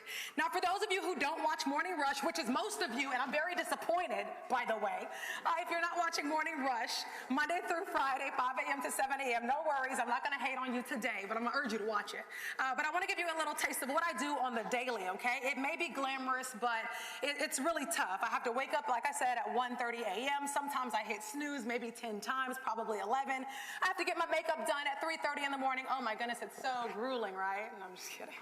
It's pretty glamorous. I get to interview T.I., 2 Chainz, Future, Dwight Howard. Yesterday was Jermaine Dupri. I'm literally interviewing everybody, and it's amazing. I have the opportunity of a lifetime. I literally have probably the best job in all of Atlanta. But again, a lot of hard work, and that's what I'm delving in today. Because a lot of times when people give these speeches and they talk about, leveling up and dreaming big, they're only talking about the good things that happen in their life. But guess what? Guess what? I'm about to be so transparent with you all because I'm about to show you guys my failure. I failed big, and guess what? After this, I'll be answering a few questions, and I'm going to be transparent with you, and I'm not going to talk in my news reporter voice, okay? You know when they're like, reporting live from Covington, Georgia, and there's a fire going on right now. And believe it or not, right here, Becky, you can see trees are falling down. Many residents upset. Nah, we ain't doing that. I'm going to talk like I want to talk, right? This is how I talk. This is Ellenwood, Georgia. This is Decatur. Okay, this is Wesley Chapel. This is Campbell Road right here. Chamblee High School. Okay, what's up? And then they're recording this too, so this can bite me in the butt. Let me quit. Okay, back to the speech. Okay, so a lot of you don't know what I do, so I'm going to introduce you to kind of my daily routine, and then we'll talk. See this woman in the pink? I'm about to do an interview with her. Her name is Stephanie, and she's actually the youngest writer for the show Atlanta. I don't know about you guys, but I was on my screen like this. I wanted to lick my screen. That hot dog looks so good. Now, Mason says he has no plans of stopping anytime soon. Give me something, Cooper. Okay, all right. 31 countries, the oldest runner 94, the youngest 10 years old. And guess what? We have an update on a woman who put up billboards just to get the attention of Tyler Perry. Well, he saw them. If Francesca didn't go out and spread the word about our movie, we are in trouble, sir. All right, so this is what many of you may see when you turn on NBC's Atlanta 11 Alive. A polished girl from Atlanta, Georgia, casually interviewing The Rock and Tyler Perry. Oprah Winfrey, you see her there. Tyler Perry, I think you're about to see him right here. Okay, there we go. Delivering the latest news stories to about 100,000 Georgians every single morning. But it all came from a dream. And that dream started with a vision and preparation. And that is what we're honing in on today, a vision and preparation. That is the first takeaway that you're about to get from my talk to you today. Now, when I was young, I didn't exactly know. I was really white, like white. Look, you see me? Y'all, oh goodness, I was bright white. Okay, so when I was young, I didn't exactly know what I wanted to be, but I knew I wanted to own whatever I did. So I decided while in Chamblee High School at my internships, I would thrive. I was a member of mock trial, president of my senior class like Solange over here, right? And let's just say I always liked to take charge. As a little girl, you see her right there. You can tell how I was. I was a little flamboyant. I was a little talkative. I was real vocal. So I knew my career would have something to do with me talking a lot. In fact, when I was a senior in high school, I actually bought myself a future lawyer t-shirt because I just knew that was my fate. And with my dad constantly telling me I'd be the attorney in the family, it seemed like that fate was sealed. Like that's what I had to be, right? And believe me, I come from a long line of talkers. Speaking of my dad, these are photos of us just a couple of months ago at his big 63rd birthday, I think it was. My dad's in the afro. I got a brother who actually graduated from MLK University, so I'm legit. I'm a ATL peach. I got my mom right here, 36 years in DeKalb County schools, and then my little sister over here on the far left, and she's a graduate of Arabia Mountain High School, and yeah, give it up for her. Arabia Mountain High School, and she also attended Chamblee High School as well. But my point is, I come from a long line of talkers, and this is my foundation, and I want you to kind of get a little background of who I am before I continue to go on. So when I graduated from Chamblee, I was about 18 years old, and over the next few years, while attending Vanderbilt University, I was able to secure multiple internships, and this is just a quick snapshot of it right there. I interned on the West Coast at Time Warner Media, also News Channel 5 in college, when I was at Vanderbilt in Nashville, and I did several internships in New York City at every place you could imagine, okay? Including CBS News Path, where I scored my very first ever celebrity interview, and I should have put the picture on here, but I did my first ever celebrity interview with Kelly Rowland. Y'all, I was geeked. But let me tell you how I did get that. I got that because as an intern, I dressed the part, I sounded the part, I acted the part. I acted as if I was a baby adult. You know what I mean? 18 years old, 17 years old does not mean that you are not equal to the adults that you go to work with every single day. I looked like a news reporter, I carried myself like a baby news reporter, and they treated me as such. So much to one day, the person who's over me, my supervisor, she called in sick and said, Francesca, I'm not able to go to this Boys and Girls Club back to school event for Kelly Rowland. I need you to go. Y'all, I almost dropped my phone. I said, you need me to go? I'm 18 years old. What? You should have lost your mind. But she said, I trust you. You have the skills. You've been doing this internship for 3 or 4 weeks, and I know that you can do it. So she trusted me. That was the first time that I had confidence in the industry. Interviewing someone, not having a supervisor above my shoulder, but interviewing someone because I had the confidence. They told me I was good enough to be there. So I was there, and I interviewed Kelly Rowland. All right, back on point. So I also worked with BET to do my first televised red carpet where I was face-to-face, as you can see, with Wale and DJ Khaled, LL Cool J. Life was really going well. But let me tell you where I had my first internship. My real first internship. Does this look familiar?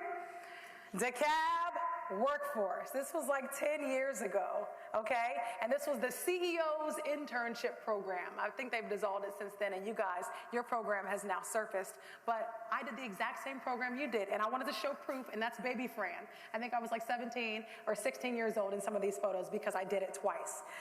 So I did it twice, and once under CEO Vernon Jones, where I interned in the Fire and Rescue Department, okay? And then a second time under CEO Burrell Ellis, where I interned in the Arts and Entertainment Department.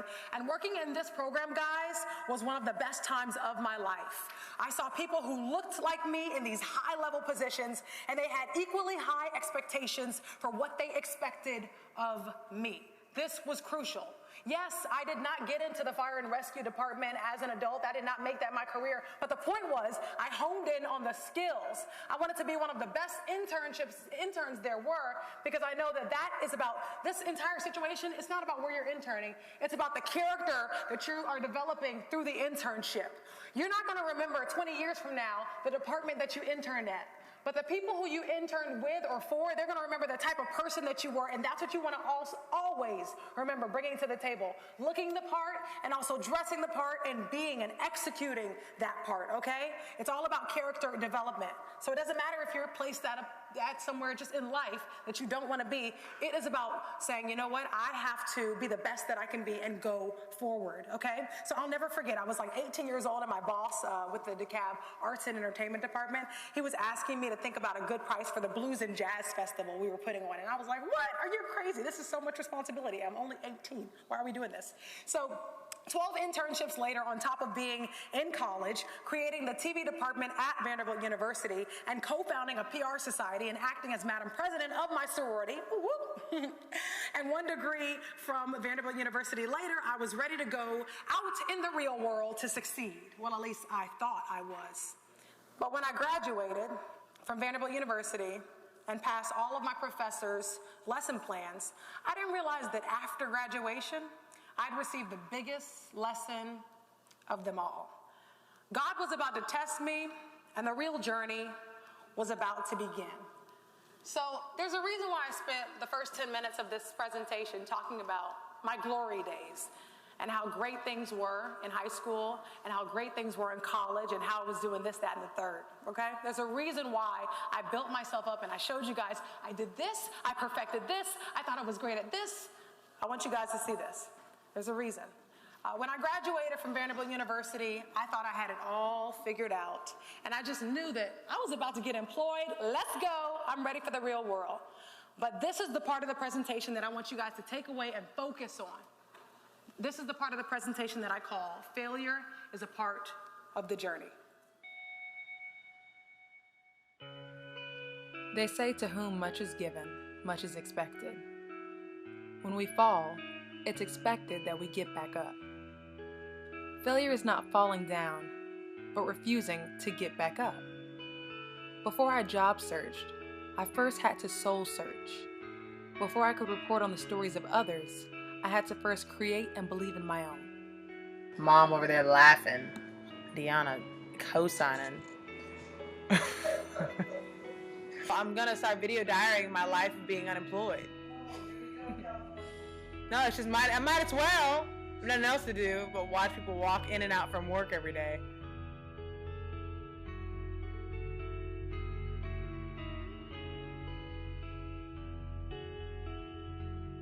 Hi, I'm Francesca Amiker for E! News Now. The record-breaking Olympian has even more to celebrate than his 22nd medal victory. He's been getting cozy with a mystery blonde, and now we've learned exactly who she is. Hey, OMG Insider community, it's Francesca. I usually do my opinion via Twitter, but I decided to do something a little different today and do a video for you guys and tell you my opinion on the Super Bowl. Good afternoon, Esther. My name is Francesca Amiker, and I'm a recent graduate from Vanderbilt University in Nashville, Tennessee. I wanted to send you a quick video just letting you know that I'm very interested in potentially assisting, volunteering, working with, interning, anything possible.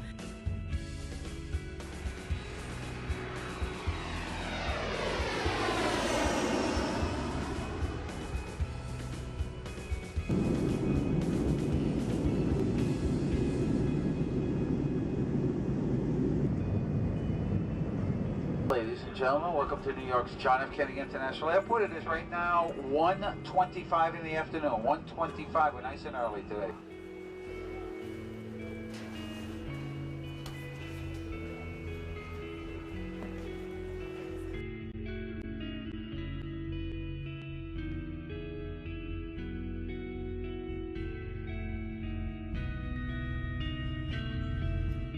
Sometimes you have to truly let go and let God. If you're not willing to risk the unusual, you'll have to settle for the ordinary. Only those who will risk going too far can possibly find out how far they can truly go.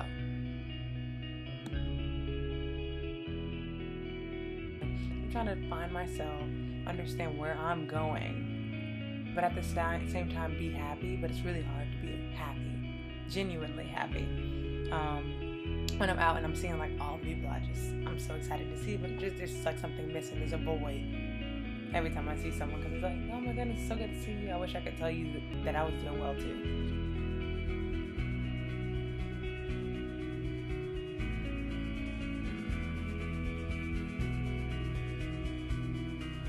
I'm actually this week going to be going to the places and saying, hey, I just wanted to send you guys, personally give you guys my resume. You know, I'm not sure if you saw it on Brass Ring, or I'm not sure if you saw it in your database, but I just wanted to personally hand it to you. Boing. Hey guys, it's Francesca in Times Square. I am coming from a pre-screening for the movie Olympus, starring Morgan Freeman, Gerard Butler, Aaron Eckhart, and it was such a great movie. I understand how it can get so hard and so difficult to where people think that this maybe not be the industry that they're being repelled from. Maybe this isn't the industry for them. But I'm keeping my hope alive. Like,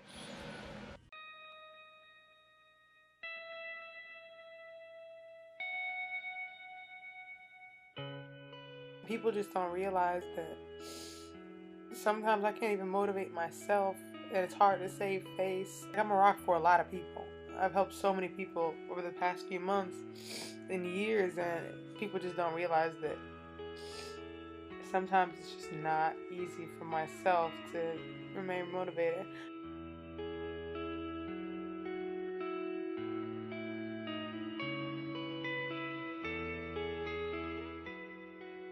On Saturday and Sunday, I took it into my hands, took the weekend into my hands and said, you know what, I have to study some of the greats. So I studied some of the people who I look up to the most as far as mentality, drive, and work ethic-wise: Terrence J., Ryan Seacrest, Oprah Winfrey, and Will Smith. And it's time for me to get my foot in the door, right? So I bought these little shoes, and I am going to deliver them to the two head honchos at Inside Edition. I'm gonna print out my cover letter and all that good stuff so I can show them it's time for me to get my foot in the door. So, with that being said, that's my little idea. There goes the little shoe. And they're gonna be like, this girl has lost her mind. Sometimes the greatest thing to come out of all of your hard work isn't what you get for it, but what you become for it. We each have a story.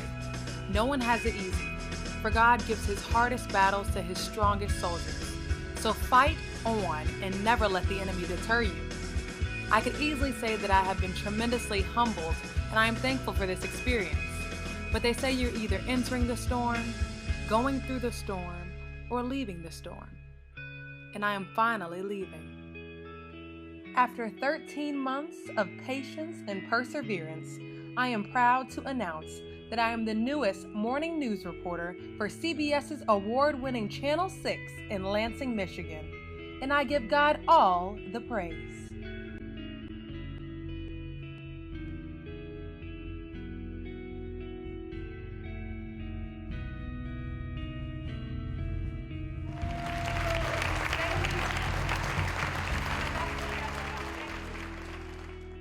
But there was one thing that I realized I could not let happen, and that is allowing man to determine my fate. I said to myself, no one is about to create a start line or a finish line or provide me with a measuring cup that will determine the amount of success that God will pour into my life, okay? So I went where no normal human would ever venture, and that was a cemetery. There, I would work for my father, selling plots and mausoleums, in hopes of saving just enough money to move to one of the entertainment capitals of the world, which you saw there, which was New York City. I'd saved enough money. For 6 months, I put it off. My dad, he said, come work with me at the cemetery. I said, no. I said, no. And why do you guys think I said no? Well, yeah, it's a cemetery. It is a cemetery. But I felt like that's not what I want to do in my life. I want to be a reporter. I want to be a reporter. Or I thought I was too good. I don't need to do that. I don't need to do that. This was the biggest area of humility that I received in my life. I was immediately humbled working for my father, selling plots and selling mausoleums to get to New York City. Sometimes you got to do what you have to do in order to get to where you want to be. You have to do what you don't want to do to get to where you want to be. When I sold a mausoleum, $1,300 would go into my bank account. When I sold a plot, $600 would go into my bank account. Sometimes you just got to do it. You just got to work hard and persevere so you don't lose that skill of having faith and persevering. Now, to make a long story short, especially because you saw what ended up happening in that video, the difference between becoming a failure and failure being a part of my journey is that I never ever stopped moving forward. Yes, I cried on the subway. Yes, I cursed my situation. And no, I never heard back from Inside Edition where I sent those shoes. I'm still looking at them sideways, honestly. But every night, God allowed me to close my eyes and do that one thing that I love to do so much, and that is dream about who I would one day become. That action, that with focus, no one in the world can alter or control you. I dreamed, and I dreamed big. Failures are mere building blocks for growth and resilience. So your third takeaway, use me as an example. Think of any failures, any setbacks, even what you feel may be a shortcoming as a lesson of growth and resilience. The downfall occurred or is occurring because you need it to get stronger. When we fail, we grow and mature as human beings. Did you think I wanted to work at a cemetery? Because I didn't. No. But when we fail, God sends us small opportunities that act as these stepping stones, okay? And they act as opportunities, so it's imperative to have humility in your most trying of times, so that when your blessing comes, you are standing on the front line. You've already grown from your failure, you're resilient enough to bounce back, and you're ready to receive what God has in store for you. Now, if you look at this screen right here, well, I'll talk about it in a minute, but this is the exact moment that I walked through Hartsfield Airport to fly to JFK in 2012. I was 22 years old. I posted this photo on Facebook, actually, and was scared because I had no clue what would await me in the city that never sleeps. But I knew I had to do something different to get a result that I had never received before. So sometimes you got to take that chance, take that leap, take that risk. I was sending out 400 emails. I'd ask, why are they ignoring me? How dare they not click on my video to see who I am? Boy, was I naive. I grew from that moment, learning that no one owes you a damn thing. No one owes you a damn thing. You have to work for it. You have to understand that when we hit these low points, we reach deeper meanings in our lives and understandings about our lives and learn why we're doing the things that we are doing. Just because someone doesn't say the word yes to you, it doesn't mean that you can't say the word yes to yourself. Okay? Don't take man's last word as the final chapter in your life. Life is designed for us to grow, and life is designed for us to improve. Failing also helps us build this resilience. That's that buoyancy. So when you see a ball bounce, it bounces right back up. The more we fail, the more resilient we become. What's that song by Aaliyah? Brush yourself off and try again.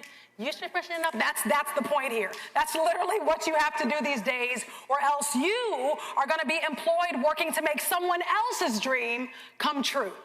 And I know you don't want that to happen. There's nothing but leaders in this room right now. Resilience takes away the notion that our dreams will happen overnight, and it shows us that true success will take an enormous amount of work and effort. So my question to you, who is ready to put in the work? Who's ready to go for it all? And who's ready to go for the dreams that God has put in them? They just have to take action.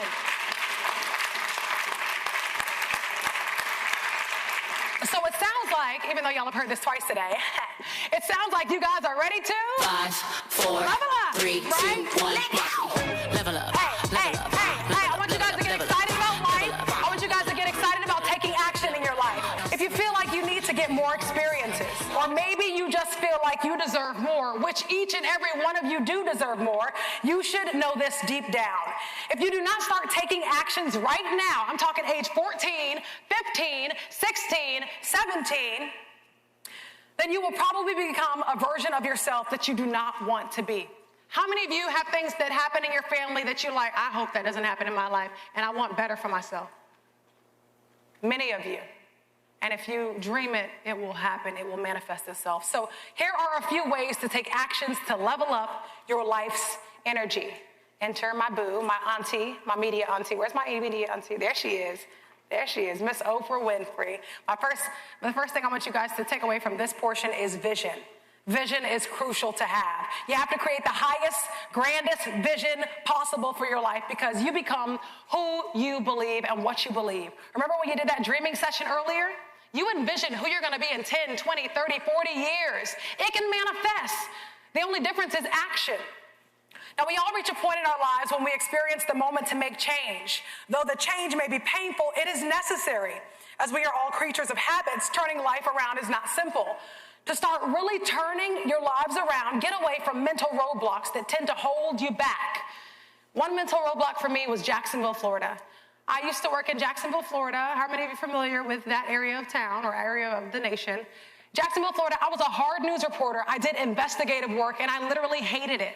I hated it so much so, but I was so good at it. And at night, when I would report on these homicides, these house fires, I would go into the bathroom when I come back to the station and I would cry because I knew that that was not my calling. I did not want to be there, but I knew that I was contractually obligated and I wanted to finish that obligation to the city of Jacksonville. I prayed and prayed for an opportunity to do entertainment. Soon, while I was in Jacksonville, my boss allowed me to cover Jaguar games. That allowed me to show a little bit of my personality. So I was taking opportunities as they came.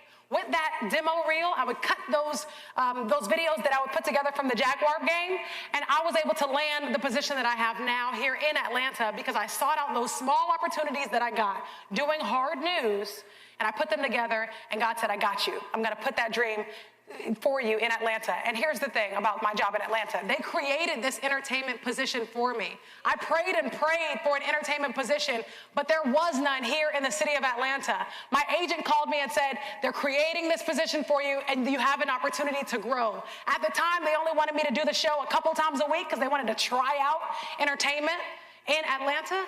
Well, guess what? I pitched an idea to my bosses because I had the vision of creating the ultimate source for entertainment here in Atlanta. I created a franchise. It's called The A-Scene, and now The A-Scene has interviewed Oprah Winfrey, Tyler Perry, Jermaine Dupri, Steve Carell, Honey Boo Boo. Okay? I mean, any and everyone that you can think of, it's because of the vision that I had. And it's funny, I had to include this little photo real quick because, again, when I was in New York City, when I was 20-something years old, early 20s, I saw this billboard with the Oprah magazine, and I was walking to work on 54th Street as an intern, and I saw a random stranger, and I said, can you please snap this photo? I said, this may be the only time in my life that I'm with Oprah Winfrey. This may be the only time in my life that I'm standing next to this legend. And believe me, it wasn't the only time in my life, as you saw there. So it's important for us to have a vision. And before I talk about my next slide, I did kick this around, but I just can't talk about this enough. This is called a vision board. This is a vision board. How many of you have created a vision board before? Yeah. How many of you have one for the year 2019? 2019 vision board. I don't see enough hands up. That's the problem. The difference between you succeeding and someone else is that you see your visions, and your visions can manifest before you because you're waking up every single day and you are seeing them. It is right in front of you. On this board right here, I had interview Oprah Winfrey. On this board right here, I put self-care.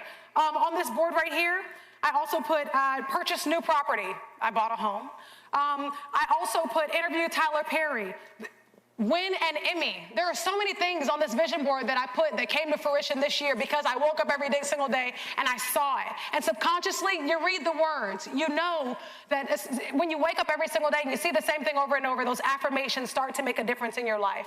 Moving on to getting in position, guys. Getting in position. This is huge. As young people who have had this amazing opportunity to be a part of the WorkSource DeKalb program, you are now taking away an opportunity that millions of people across the nation wish they had. You're walking away with more occupational skills, quality in what you now bring to the table, and you will forever be connected to a program that is on its way to being one of the most innovative and employer-driven workforce solutions in the state of Georgia. That's you. Do not take for granted that because this 8-week program, you are now forever connected to not only the 200 employers that had the opportunity to be injected with your youthful perspective in our county, but keep in mind, you now have each other as a network to grow. Everyone next to you, you can build these relationships for, and that's the difference. Many races, they rise because they stick together and build on each other's strengths. Together being the key word here. There is enough in the pot for everyone to eat. Never get jealous of the person next to you. I used to be a swimmer. You look to your left, you look to your right, you slow down and you lose, okay? You look to your right, you look to your left and compare where you are in the race to someone else, that's it. You're not coming in first, okay? And if you're ever doubted your skills, levels, or what you bring to the table, remember that God allowed the WorkSource to pick you for a reason. You've been placed in position. Now, right now, America has youth employment crisis with almost half of all youth age 18 to 24, which is about 15 million of you, not in school and not being employed. You beat that, but this is only the beginning. It is time for you to get in position. That means get rid of the dead weight. Does any of you have friends that are jealous of you, that tell you that you can't? You got friends that are jealous of you? I saw that hand. She went up quick. She said, girl, we'll talk about it after this. I see you. People who are jealous of you, family members who don't see your potential, get rid of them. Ignore them. Don't let anything they say faze you, okay? Clean up that social media. They talked about it earlier in the session. That is crucial. 43% of employers looking at your social media. If you go to my Instagram right now, it has changed dramatically from what I used to post when I was 16 years old. But that's because times have changed. My social media now is a mere reflection of my resume. Everything work-related, anything inspiring, the positives are being posted on social media. You're not seeing me drink on social media. You're not seeing me post photos of me doing wild, crazy things at night and in the club. And no, you're not seeing any of that. I still have my fun. I promise you that. Let me tell y'all, I have more fun than your parents. Okay, let me tell you, I still get down. I still get down here in Atlanta. Thank you so much. Go ahead and get there. You're so sweet. But the point is, you cannot ruin who you are before you set forth in the world. If you set out in the world and you have all that crazy stuff on your social media, it's a wrap. Now, moving on to my next point. Put out what you wish to receive. Consume what you wish to become. And you see Oprah cocking her head to the side? Okay? She is essentially saying that you need to surround yourself with LinkedIn. How many of you have a LinkedIn account?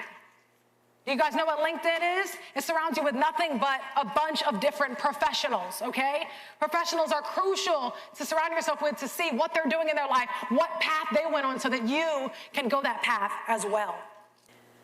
And take risks. Do the one thing you think you can't do. Fail at it and try again, as Oprah said. When you understand that success comes only from you, your life will become a success story when you turn your life around. Without taking action, you will not get anywhere. I guarantee you that. It's all about taking action in this world, especially in 2019.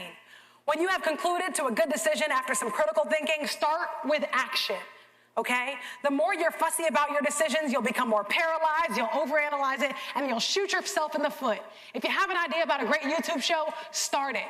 If you have an idea about a great Instagram account that you feel like could gross a lot of different money, start it. It is 2019, so gone are the days of you having the regular jobs that your mom and your grandparents may have had, okay? You can create your position. It's 2019, and the position that I thought I've always wanted, it wasn't created until I stepped through the doors of 11 Alive. So your position may not even be created yet. They can listen to you and say, this is the position that I'd like to be created, and you're the first person to ever do it. And finally, this is a big one. Dream big and do it, guys. Dream big and do it. Walt Disney says all your dreams can come true if you have the courage to pursue them. You have to have the courage to pursue them. If you don't have the courage, then who else is? I mean, you can just be one of the regular people on the earth, but why not be awesome? Why not be phenomenal?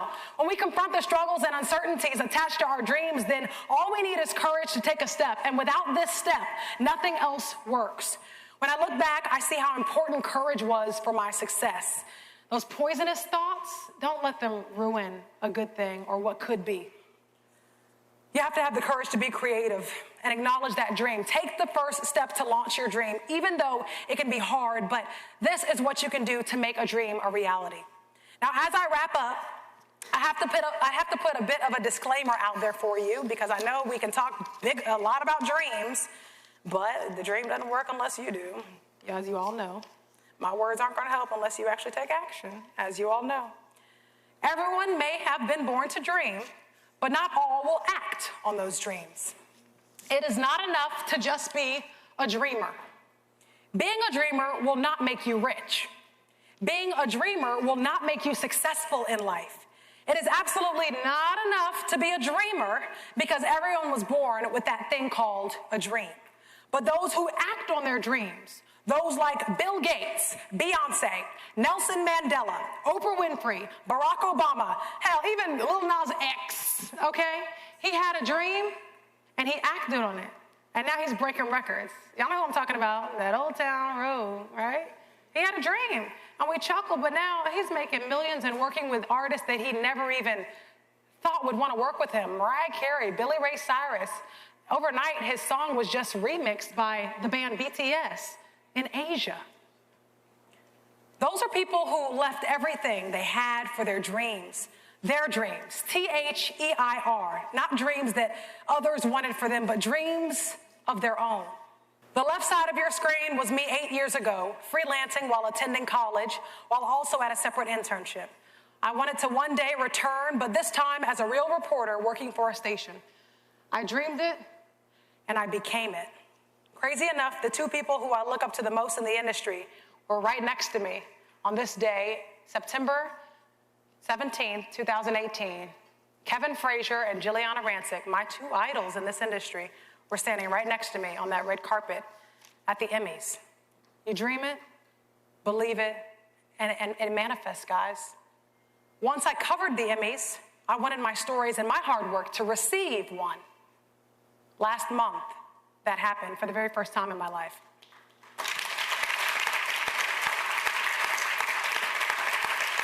And God didn't make it rain, God made it pour. I received 3 Emmys just last month, and this is just the beginning.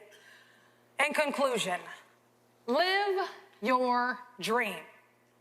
You don't need friends to live your dream. You don't need your family members to live your dream. You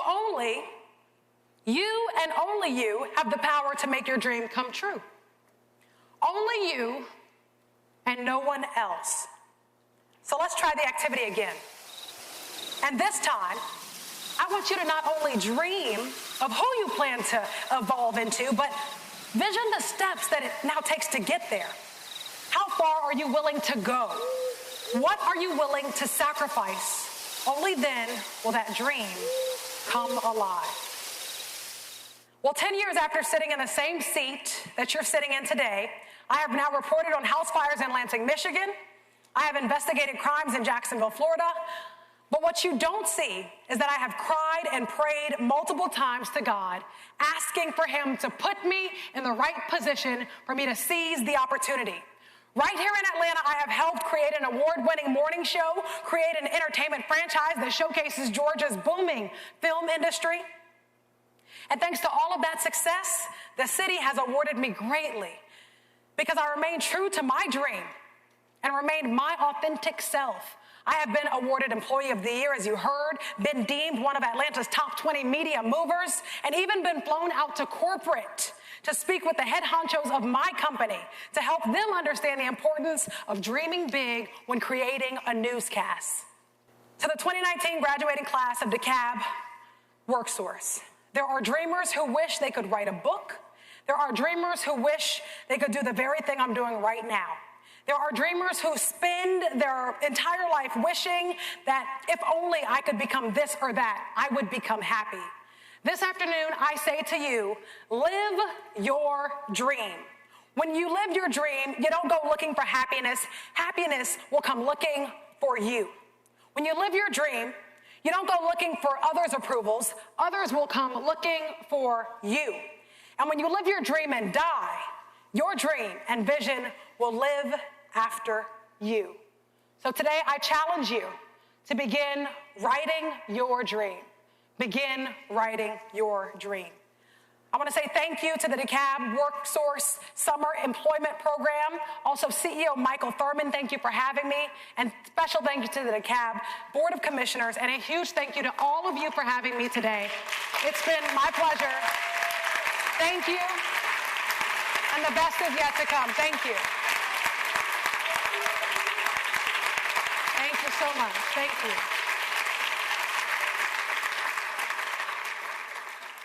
Thank you so much for coming, Ms. Amiker. We really enjoyed this speech and we learned a lot from you.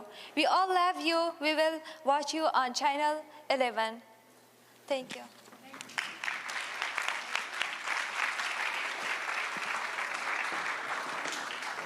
But that's time to wrap it up, Indy, guys. Congratulations. We made it through the summer. We're going to have the award certificates over here, and we call your name, and then you're going to get your certificate, walk on off. There might be pictures taken of you when you get your certificate, but just go right back to your seat.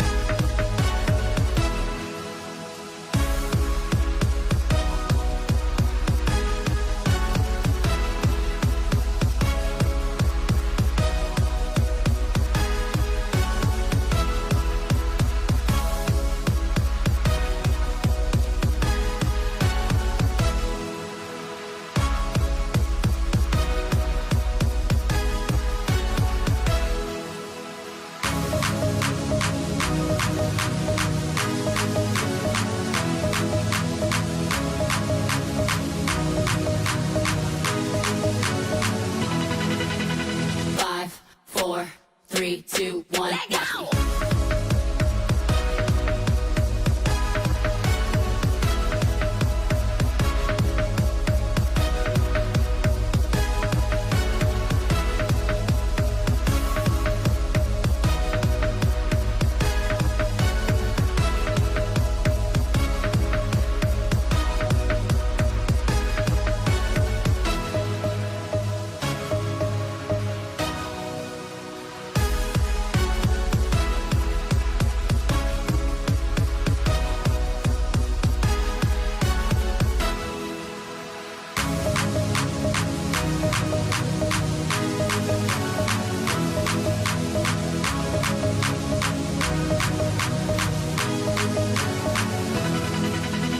Five, 4, 3, 2, 1, let go!